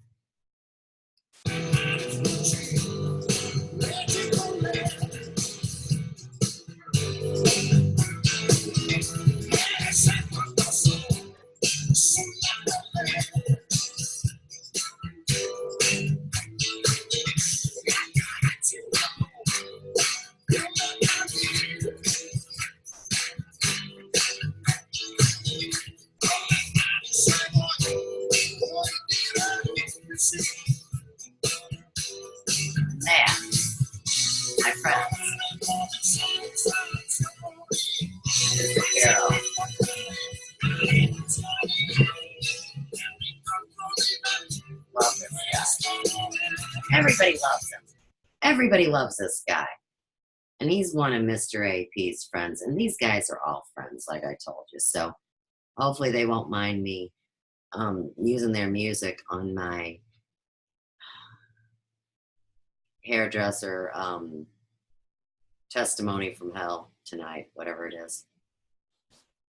Okay. Here's the hair shop page. And oh yeah, I'm glad I'm here because I want to bring something up.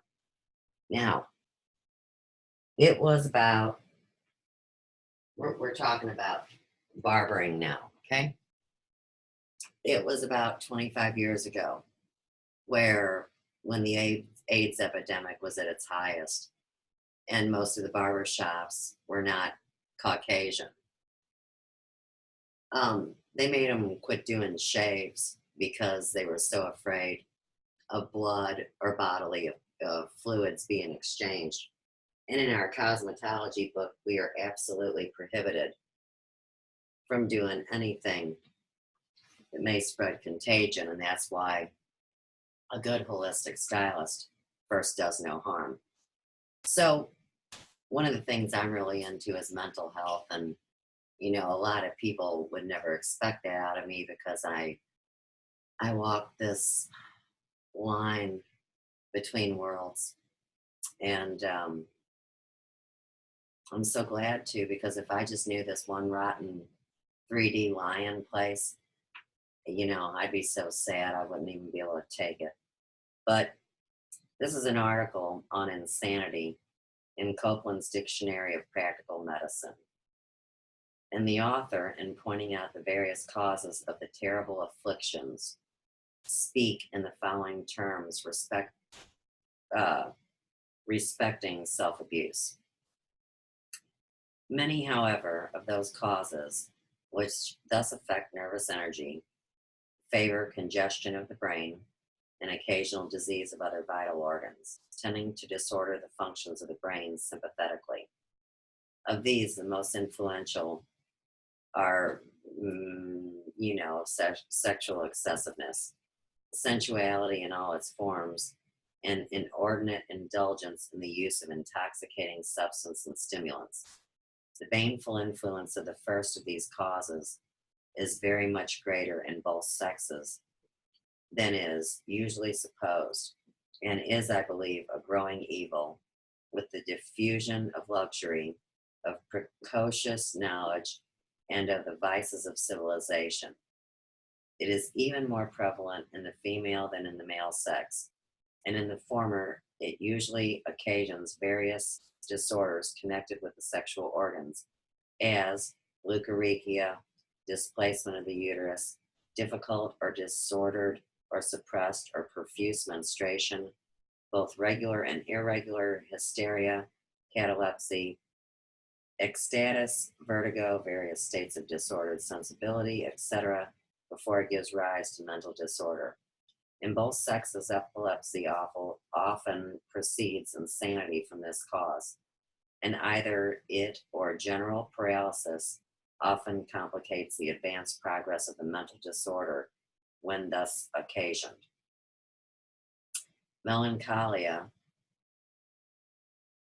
B, several grades of dementia, especially imbecility and monomania, are the most frequent forms of the derangement proceeding from a vice, which is not only prostrates the physical powers, but also impairs the intellect, debases the moral affections, and altogether degrades the individual in the scale of social existence, even when manifest insanity does not arise from it. Okay. Now, you know, one of the things I've been recruited to talk about, and it goes back to, you know, how I talk to men. There's people with a lot of hang-ups that think I'm flirting with men because I'm comfortable speaking to them. But see, it's actually I'm comfortable speaking. And that goes all the way back my whole life, way back before the internet. And of course, when you open a business when you're 21, you damn well better be ready to speak too. So we can track it all the way back to when I was speaking about my mom burning me with boiling water, you see. I've always had that skill. But of course, it comes with great risk and great sadness. But it is the mission. So I do it and I hope it helps somebody. But you see, this problem really all has to do with the disrespect of the feminine and the whitewashing of what the true nature of sacred sex was all about. And even like, say, you know, one of my buddies that's said a lot and is involved in a lot, he talked about celibacy. And of course, everybody came down on him like an iron fist, including me. I mean, I've always had a loving relationship with a man since I was 15. I've already spoken to this. So I'm not running from my past. But these days, you know, so few people ever even know what a true union is with another person. So they can't even really know about sacred sex. And they're really more animalistic in their nature, where sex is used to pass the time. You know, it's just an action, or it's to create something, you know, like a kid. You know, another thing for people to not look at the true value of, right? That's why when people say they're bored, it's like, you know, what's wrong with you? There is no time for boredom. And if you're resting, that's a blessing.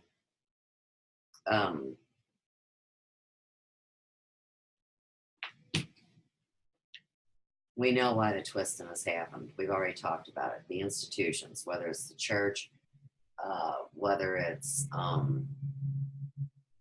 this terrible industry that markets children. And let's not even talk about Hollywood and the entertainment industry. We already know. And we're not just going to blame it either on the, you know, the government projects. See, it was an orchestrated dance between every control power. And of course, like we've learned lately too, see, money wasn't the only thing they were looshing off of you. And then of course, your intention is huge. And of course, out of the intention, I mean, now it's all about getting somebody's plasma, getting somebody's blood, getting somebody's sexual secretions. It's even gone so far. I mean, this would blow Dr. Hollick's mind, you know, that even these days they can do it through targeted weaponry, you know, neuro-linguistic stuff where they come right at you. And so, of course, you know, it's not like I didn't know about that before, but we're going back to intention, and we are going back to a way of trying to battle this beast, this terrible ornery thing, with love and with knowledge and with facts, figures, and statistics. So that's the best I can do. But after the insanity, oh shit.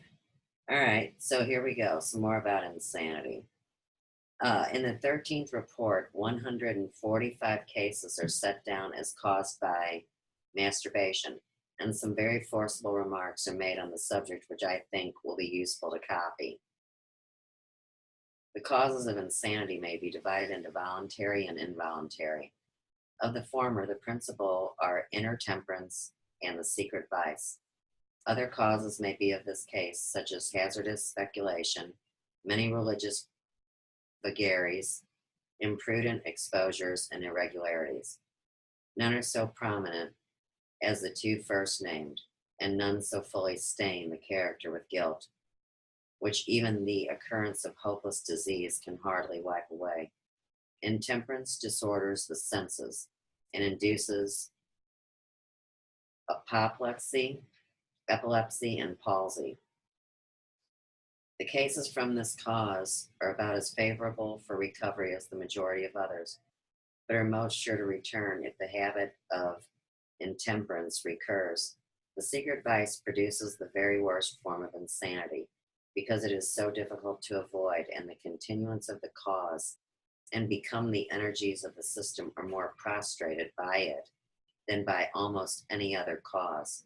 Such patients become degraded animals, so entirely abandoned to the habit that hopeless dementia and driveling idiocy generally follow. A few can be influenced to abandon the practice, and a few others can be cured in spite of it. But in almost all cases, the disease will become worse, and these dreadful consequences will ensue. The secret vice, though doubtless a frequent cause of insanity, and of others severe and fatal diseases, far more than is generally supposed, is more operative in preventing recovery from insanity arising from this and other causes. It is extensively and alarmingly the result of an active propensity excited by disease and unrestrained by reason, moral influences, or self-respect. Many cases of a favorable character progress towards recovery till this practice is commenced. Then the patients become listless, is inclined to lie down or sit in a bent position, legs moderately, looking feeble, and feels weak and miserable. His mind loses its energies. Its scope is circumscribed more and more, till this beastly indulgence occupies all his thoughts, and the remnant of all the physical powers are concentrated to the single effort of gross and debased animal nature. Thus the groveling sensualist lives, often a long life, a degraded sufferer, without a manly thought or a moral feeling worthy of his nature or his destiny, and finally leaves the world without the regret of his friends, a useless, birthsome, loathsome object of abhorrence and disgust. What a great way to turn people against people. Teach them to self-abuse from the go. Not talk to them about it, because that's not part of a parent's job. And oh shit, if the parent participated in that or was abused by that structure, how could they talk to their child about it? That's kind of like the dude that, hits the gal and busts her mouth open and then says, "Oh, I'm sorry, baby, I won't do it again," and kisses her and likes tasting the blood, you see. It's sick that they did this to humanity when they full well knew. And even if you look at the last 100 years, don't tell me people didn't know this shit, because they did. And of course now, if you went to Wikipedia, which I never go to, always remember that. I go to my library. Wikipedia probably wouldn't have this information. But that doesn't mean it's not so, does it? So we have to get this information up and out and into the plasma field, the airwaves, the cosmos, the universe, whatever it is.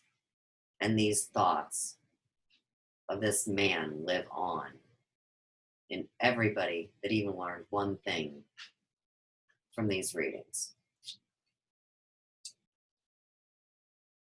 And we go on to talk about the crazy shoemakers and the different groups again, and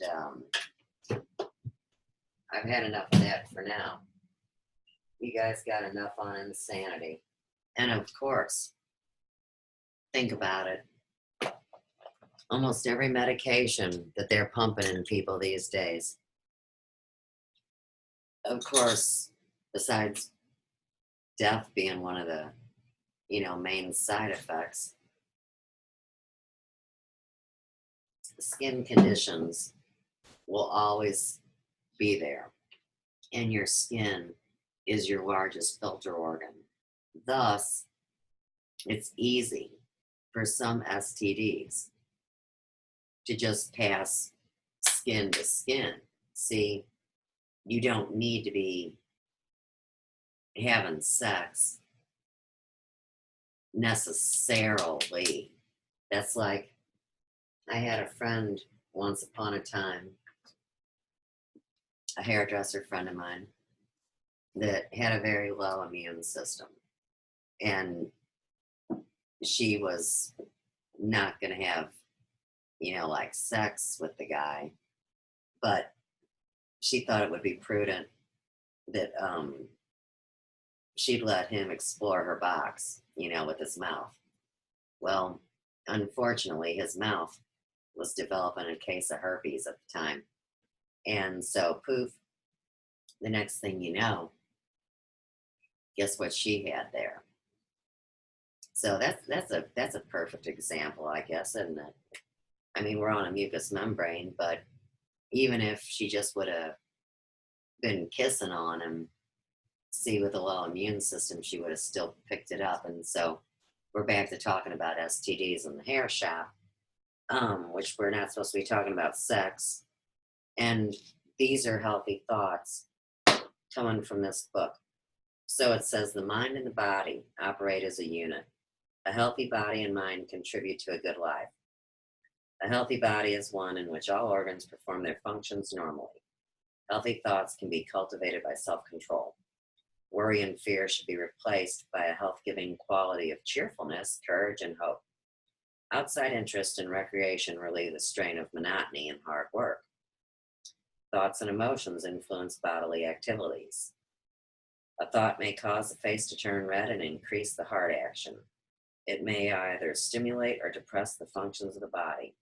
Strong emotions such as worry and fear have a harmful effect on the heart, arteries, and glands. Depression weakens the functions of the organs, thereby lowering the resistance of the body to disease. But while we're here, I want to look up herpes because it's a good experiment. Okay, so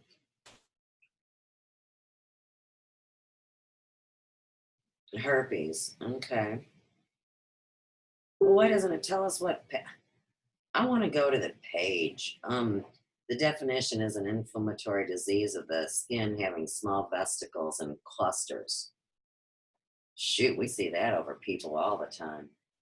Okay, now we're on the skin conditions. This is enough to make a lot of people never even want to be a hairdresser. We're looking at bugs up close, different kind of parasites. But I'm looking for, well, believe me, I'm not looking for it, but I'm looking for it in here.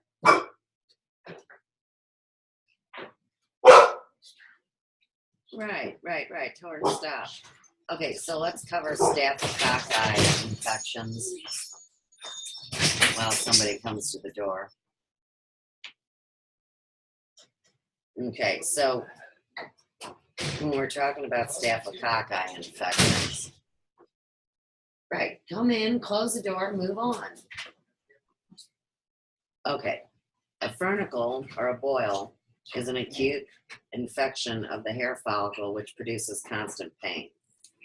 A furnicle is a result of an active inflammatory process limited to a definite area and subsequently producing a pustule perforated by a hair. And a carbuncle is the result of an acute staphylococci infection and is larger than a furnicle, and it should be referred to a physician. But what about herpes? Come on, man. Here it is. I try to stay on the subject, but there's just so much information. Okay, so let's go up to the book so you can see it. And I will read you. See, of course, here you can see on the skin there's a little, illustration, but it's a virus of an unknown origin. Commonly, it's called a fever blister. You guys know that those are two different things. This book is written a little confusing, but here again, things have been modified, things have been manipulated. So this really isn't enough for me to write home about. My cosmetology book falls short. They sure got a lot on the nerves and the blood. whole lot of information. You know, you wouldn't think that hairdressers would have to go through a chapter on chemistry or anatomy or physiology or every muscle or tendon or every skin condition, and then go to work somewhere where you have to do a 15-minute haircut, and they're going to want you to have a concise conversation with somebody about this. You know, is beyond me. I mean, it took me a couple hours to just go through the 2 books and pick out what I wanted to bring tonight to put into one, right? You know, this is helpful though, like for, say, people that can't tell the difference from one face or another. It tells you the difference in eyes and noses and all sorts of things that I study. So here again, as a facial expert, when I tell you I know there's more than one Elvis, you better believe I know what I'm talking about. All right. I wish they had something in this book about that. Did I show you the shapes of the shit that I'm not supposed to talk about? See, all these different diseases have different shape, little buggies that run around too. And of course, these are in abundance on the outside of our skin as well as our insides. Now, what else should I talk about? Ooh, hidden knowledge. Okay. And this is in the chapter Solitary Vices. Let's go to page 580. Did I read 580 yet? I put a star by it. It surely must have something of importance to this investigation.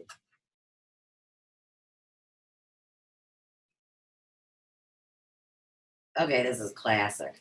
All right.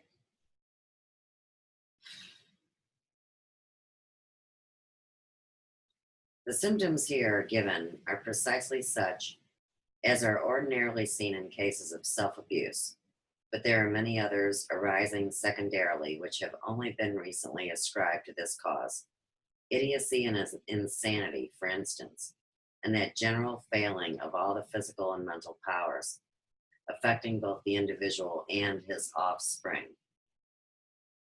which leads eventually to the extinction of his family and name. Yes, and it is said, and I'm talking about the wise people, not the ding-dongs. Wise ones realize that if you can whitewash the reality and the truth in 7 successive generations, that you will collapse society.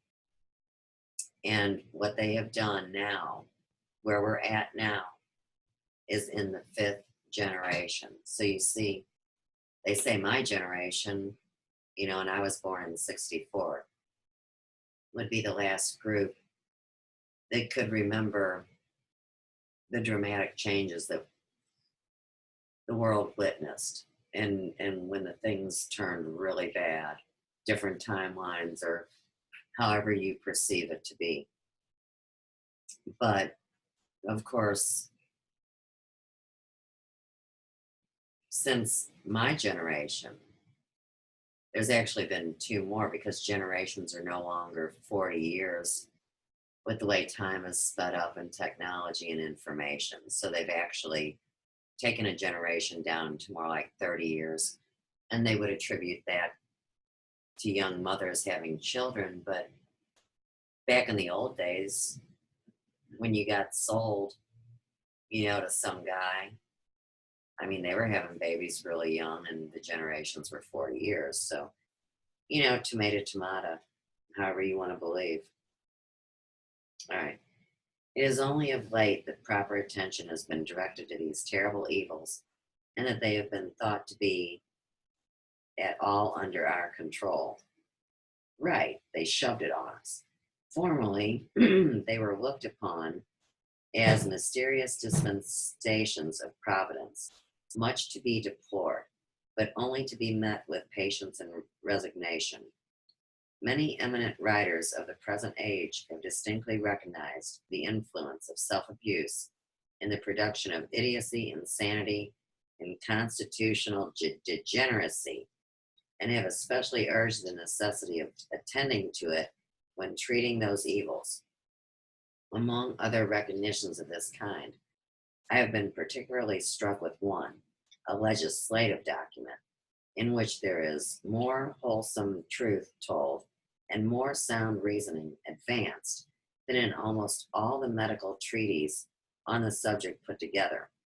It is a report on the subject of idiocy, presented to the Massachusetts Senate by Dr. S.G. Howe in February 1848, in compliance with a former resolution of that body directing such a report to be made.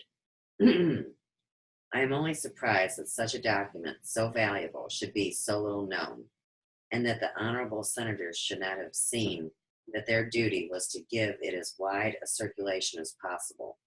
The influence of such a document from such a source must have been very great, and no doubt would accomplish more good in the way of prevention than all their asylums and medical treatment could go in the way of a cure. In this time, and similar reports will be eagerly sought for, and their great value to the public at large will be universally admitted. I shall quote from the report here for the double purpose of corroborating by my own statements and also of making it more generally known. In speaking upon the necessity that exists for boldly approaching this subject, notwithstanding the prejudice that many persons feel against doing so, Dr. H. makes the following forcible and sensible remarks. Quote, "There is another vice, a monster so hideous in men, so disgusting in feature, altogether so beastly and loathsome, that in very shame and cowardice it hides its head by day, and vampire-like sucks the very life-blood from its victims by night, and it may perhaps commit more direct ravages upon the strength and reason of those victims, that even intemperance and the vice is self-abuse.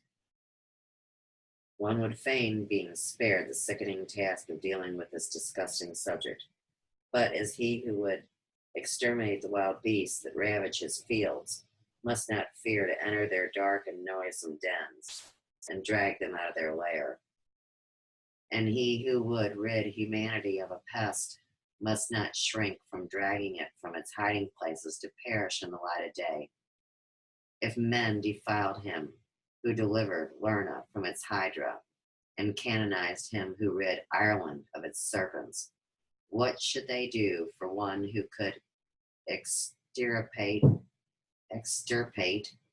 this monster vice? What is the ravage of fields, the slaughter of flocks, or even the poison of serpents compared with that pollution of body and soul, that utter extinction of reason, and that degradation of beings made in God's image to a condition which it would be an insult to the animals to call beastly, and which it is so often the consequence of excessive indulgence in this vice? It cannot be that such loathsome wrecks of humanity as men and women, reduced to driveling idiocy, by this cause should be permitted to float upon the tide of life without some useful purpose, and the only one we can conceive is that of awful beacons, to make others avoid, as they would eschew moral pollution and death, this course which leads to such ruin. This may seem to be extravagant language, but there can be no exaggeration, for there can be no adequate description even of the horrible condition to which men and women are reduced by this practice. There are amongst those enumerated in this report some who not long ago were considered young gentlemen and ladies, but now who are moping idiots of the lowest kind, lost to all reason, to all moral sense, to all shame, idiots who have but one thought, one wish, one passion, and that is the further indulgence in the habit which has loosed the silver cord, even in their early youth, which has already wasted, and as it were dissolved, the fibrous parts of their body, and utterly extinguishing their minds. Okay. So check this shit out, you guys. And I'm not going to go to the email. I don't need to prove it. This is just confirmation of spirit, right? So like I've told you guys, you know, I get to talk about all these fun subjects and these things that people make assumptions about. And like I said, man, I love love. And I've always given my all for that belief. And because of this, a couple weeks ago, I said yes to something that I've never said yes to. And of course, most people think that somebody that loves communing with a man would say yes to anything, which is absolutely not so either. But I got an email from this group of women healing the earth that suggested it would be prudent if I wanted to do the most I could do to help out with the restoration of the planet and bring a new way of life and reproduction to the planet, would be if I took a vow of celibacy from the 16th, from the 19th to the 26th. 8 days. And so I'm in the middle of that. And that's another reason why, to me, it was so ironic and synchronistic and all these things that today on the news, they would bring up something where I would have to talk about sex. Now, let me tie it into the last thing. So, as you know, I know that there are no secrets, right? And you guys also know that I have witnessed to having this supernatural experience going on in this electronic plasma realm. Okay.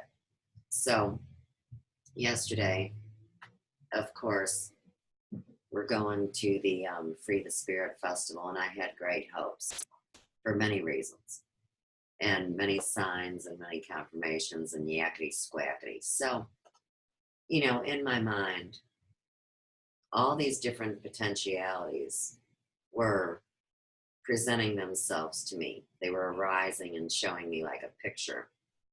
And then, of course, I was having to, you know, live through the idea of how I would feel and what I would do. And so it's like the old argument that my ex used to have with me all the time when he, you know, thought himself better than me. Surely he may have thought about sex with other women constantly when he was with me, but that is not the same as acting it out.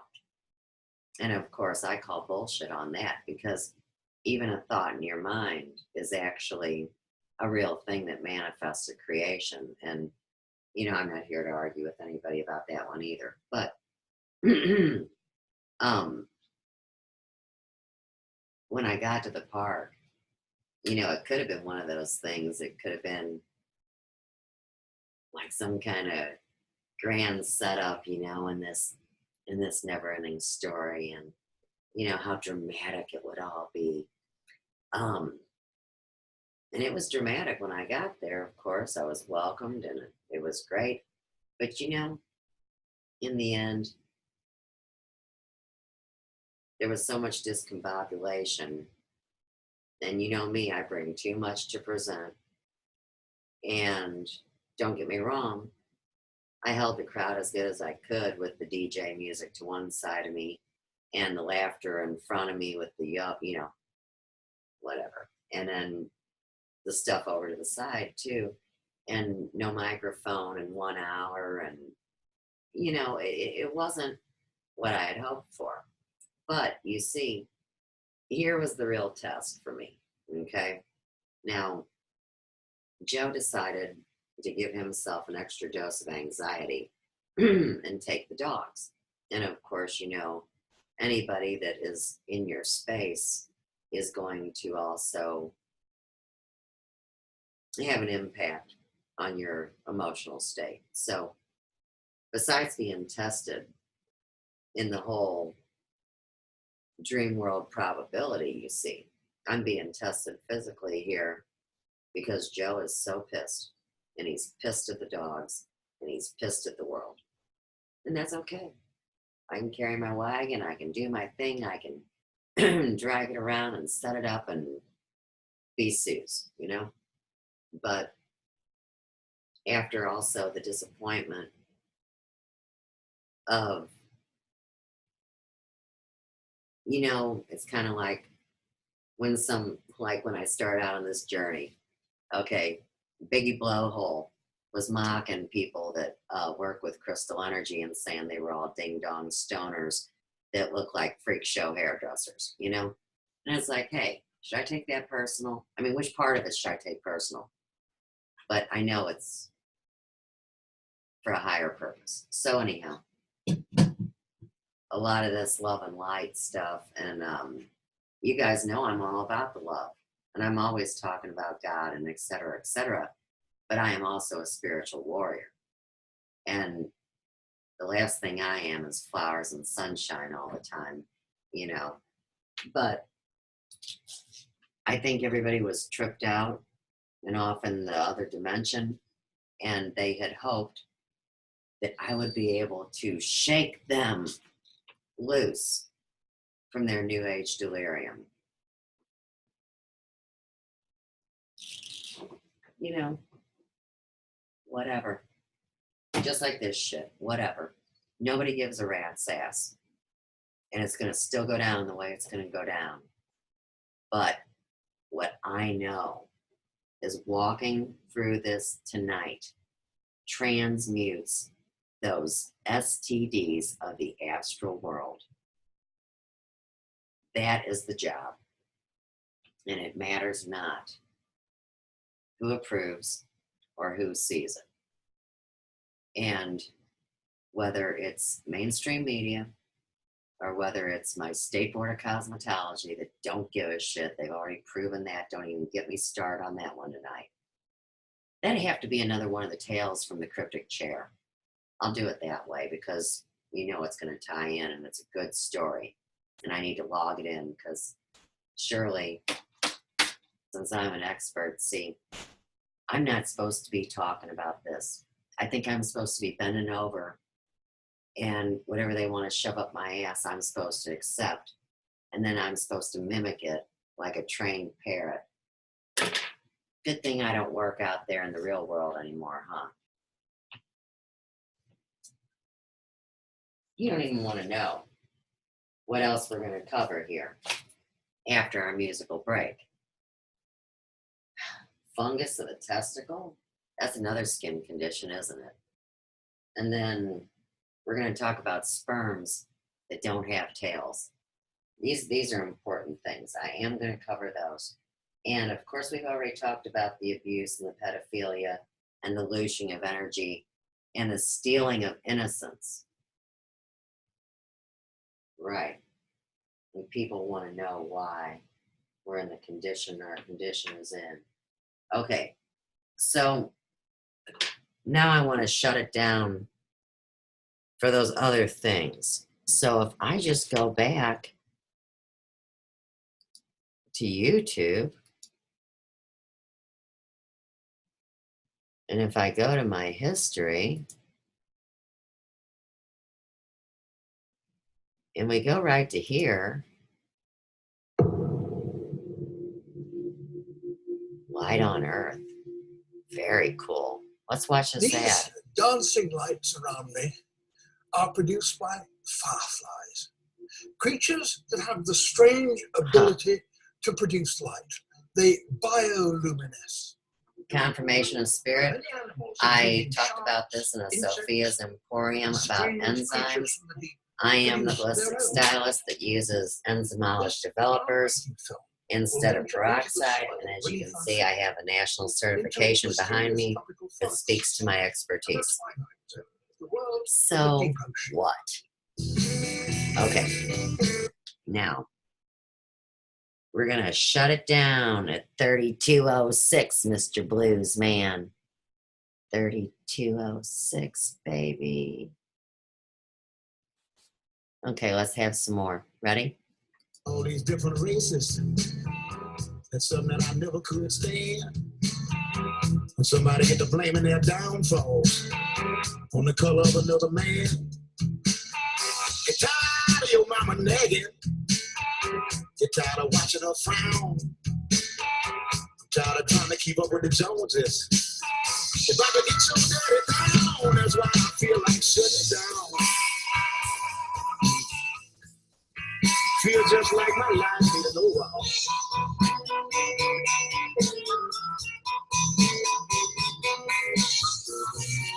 But I can't blame nobody. Just cause I'm tired of it all.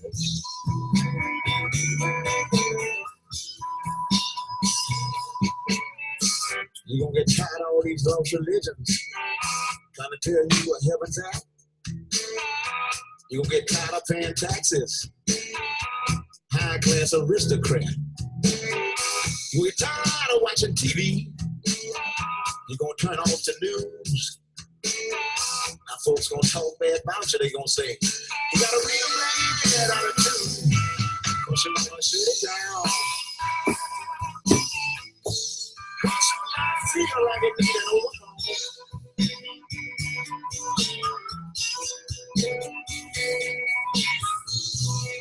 But don't ever blame nobody.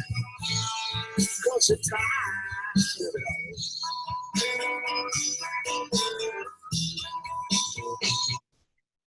All right, don't blame anybody because you're not tired of it all. You got to get to the root of the problem instead of blaming the individual. That is where the healing will come in. But in the meantime, let's talk about funguses in the body.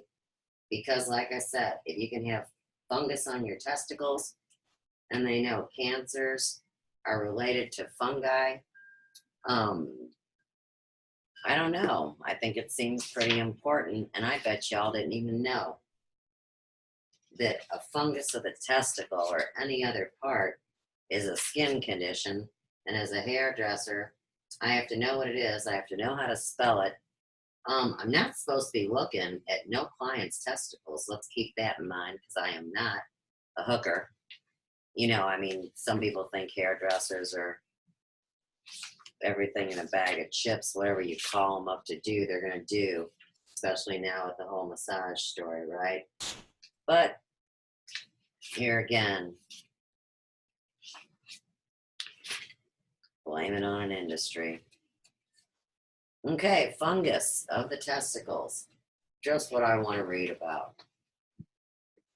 I never seen no fungus on any testicle. All right. This affection is different from either of those previously described. Oh, we were talking about cancer and scrofulas and treatments, and it's easy to treat in early stages, but oh, right, these people were first do no harm. Okay. It is fortunately more capable of being beneficially treated, however, and it is not so likely to extend to other parts. See, if you stop the pain, nobody knows it's extending to other parts. That's another way they get people so weakened and so disformed and so sick. And then they believe they got everything, because they probably do. All right. It is supposed to be caused by bruises or other violence, or by gonorrhea or GLEAT, particularly when injections have been used. The first indication is a simple swelling without pain. It bursts and forms an abscess, discharging pus, and from the opening, a fungus begins to protrude. The fungus may attain an immense size if not removed, extending to the abdomen and becoming very virulent. Ew. The discharge also may become so profuse as to cause much general debility and constitutional irritation. Now, see, these days, with the way people's body shape are, they'd be assuming that was like rug, what they call it, rug rash, or Dunlop, you know, like when your shit lops and lops and you get sweaty under there. But we can see that this is actually a condition that could have been treated. These days, I just say, you're fat, get a lap band. Okay. The discharge also may become so profuse as to cause much general debility and unconstitutional irritation. Ew. Ew. Okay. In the first stages of the swelling, when it is known to arise from external violence. Sounds like a wild night at the, you know, wherever they have all those rituals, don't it? Okay. All right, hang on. That's really gross. I just lost my place. I was reading ahead. Hang on. Okay. Ew. All right. In the first stages of swelling, when it's known to arise from external violence, it may sometimes be reduced by leeches. You know, they used to use them all the time. Warm fomentations and poultices with purgatives used internally, and even after the abscess is opened, fermentations and poultices may be sufficient to prevent any extension of the mischief. You know, your holistic stylist makes poultices with the tissue salt homeopathy, theory of Virchow, 1757, biochemic tissue salts with water, poultice. Okay. When the fungus has appeared, these simple means become useless. The resort must be had either to caustic or the knife to remove it. In my opinion, the caustic is the best remedy and seldom fails to remove the disease growth without any injury to other parts. If the disease has not progressed too far, it may often be cured without injuring the testicle at all, though it was formerly thought necessary to castrate in every case, and some practitioners even do so now. Wow. I once knew a man who had one of these fungus growths arising from a bruise who was cured by the daily use of, by the daily use of powdered burnt alum, dusted over the fungus, and followed by a warm linseed poultice. This was done morning and night by the means only combined with the use of simple purgatives and the solution of hydrolodate of potassa internally, as fueled by something else I can't say. Okay, so it took about 6 weeks to fix his testicle. And he lost the capability to produce good swimmers because they didn't have any tails. Okay. Now, you know, we're talking about girls will be boys and boys will be girls and transhumanism and these manipulated actions that play out on us human beings because we're really all sexual creatures, you see. And this is done before a child a lot of the time even has notions about sex on their own. It's actually coming in on them as abuse. All right. But this is messed up. Okay, so let's go talk about the sperm real quick with no tail. And I think that all these modifications and manipulations that they've done by hiding the truth, I think they knew they'd get these freaked out sperm. Okay. So it says, it is evident that the least arrest of development in the spermatozoa must prove an insurmountable obstacle to fecundation, which is, you know, fertilization. Even if the only function of the animalcules be to carry the liquor seminis to the ovum. That's the ejaculation, you know, the sperm and the liquid therein. Okay. When, however, their imperfect development only arises from a too rapid formation, it may soon be obviated. It suffices that the involuntary discharges should cease for a few days only, in consequence of some accidental cause or of one of the spontaneous charges of this extraordinary disease, in order for the desires to become more lively, the erections more energetic and prolonged, and for the function to be accomplished in the natural manner. Fecundation is therefore possible, as I have previously stated, during the whole duration of one of these intermissions. This is not the case when the spermatozoa are malformed, rudimentary, more or less deprived of tail, etc. For these changes only take place when there is a serious alteration in the structure of the testicles. I have taken every opportunity to dissect the testicles altered in these cases, and I have always found the secreting structure is paler, drier, and denser than natural. And then he goes into a long, lengthy description of them. And he says also, in such cases, the secretion of semen may or more or less be diminished. Pollutions may still be present if the seminal vesicles have shared the inflammation by which the testicles have been affected, as happens in most cases of orchiditis arising from another word. And this is where I gotta stop, because I think you got the idea. And then it says that the malformation of these sperm therefore arises from deep-seated changes in the tissue of the testicles, changes which do not permit the animalcules to assume their normal form, and therefore render infecundity permanent. To sum it up then, involuntary seminal discharges may oppose the fecundation previously to actual producing impotence by diminishing the energy of all the phenomena that concur to the accomplishment of the act, and by preventing the complete development of the spermatozoa, as well as the elaboration of the fluid which acts as the vehicle for them.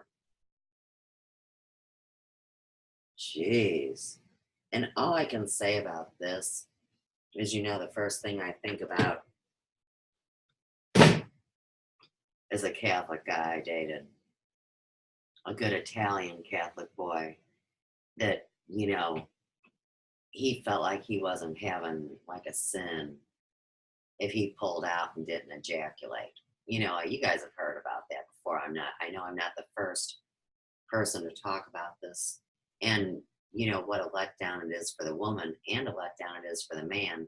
And that's how you get the sandy gravel in your ejaculations. And if you're always jacking off and not having sacred sex with a woman that you love and having a heart-brain connection, then that electrical charge, which should bless that new life that's being created, can't go poof and do the magic. So, you know what? I don't know how anybody's going to talk to anybody about this, but for anybody that watches this, thank you very much for watching it. Tell a friend, you know, and make sure you have a good hairdresser, because for real, you don't want a hairdresser with the bugs that's got an open wound rubbing up on your junk. That's the moral of the story. Keep hairdressers licensed if you want. Who cares? The whole system is collapsing. And in the meantime, you know, earlier I was working with my angel cards and I put them down, and there's one that's facing upright. So I will show you that card. And that, my friends, is truth. So, with that, namaste, y'all. And we'll talk real soon. And I'm sure that there's a lot more in this book that needs to be dealt with. I'm going to take my heels off and say goodnight. Thanks.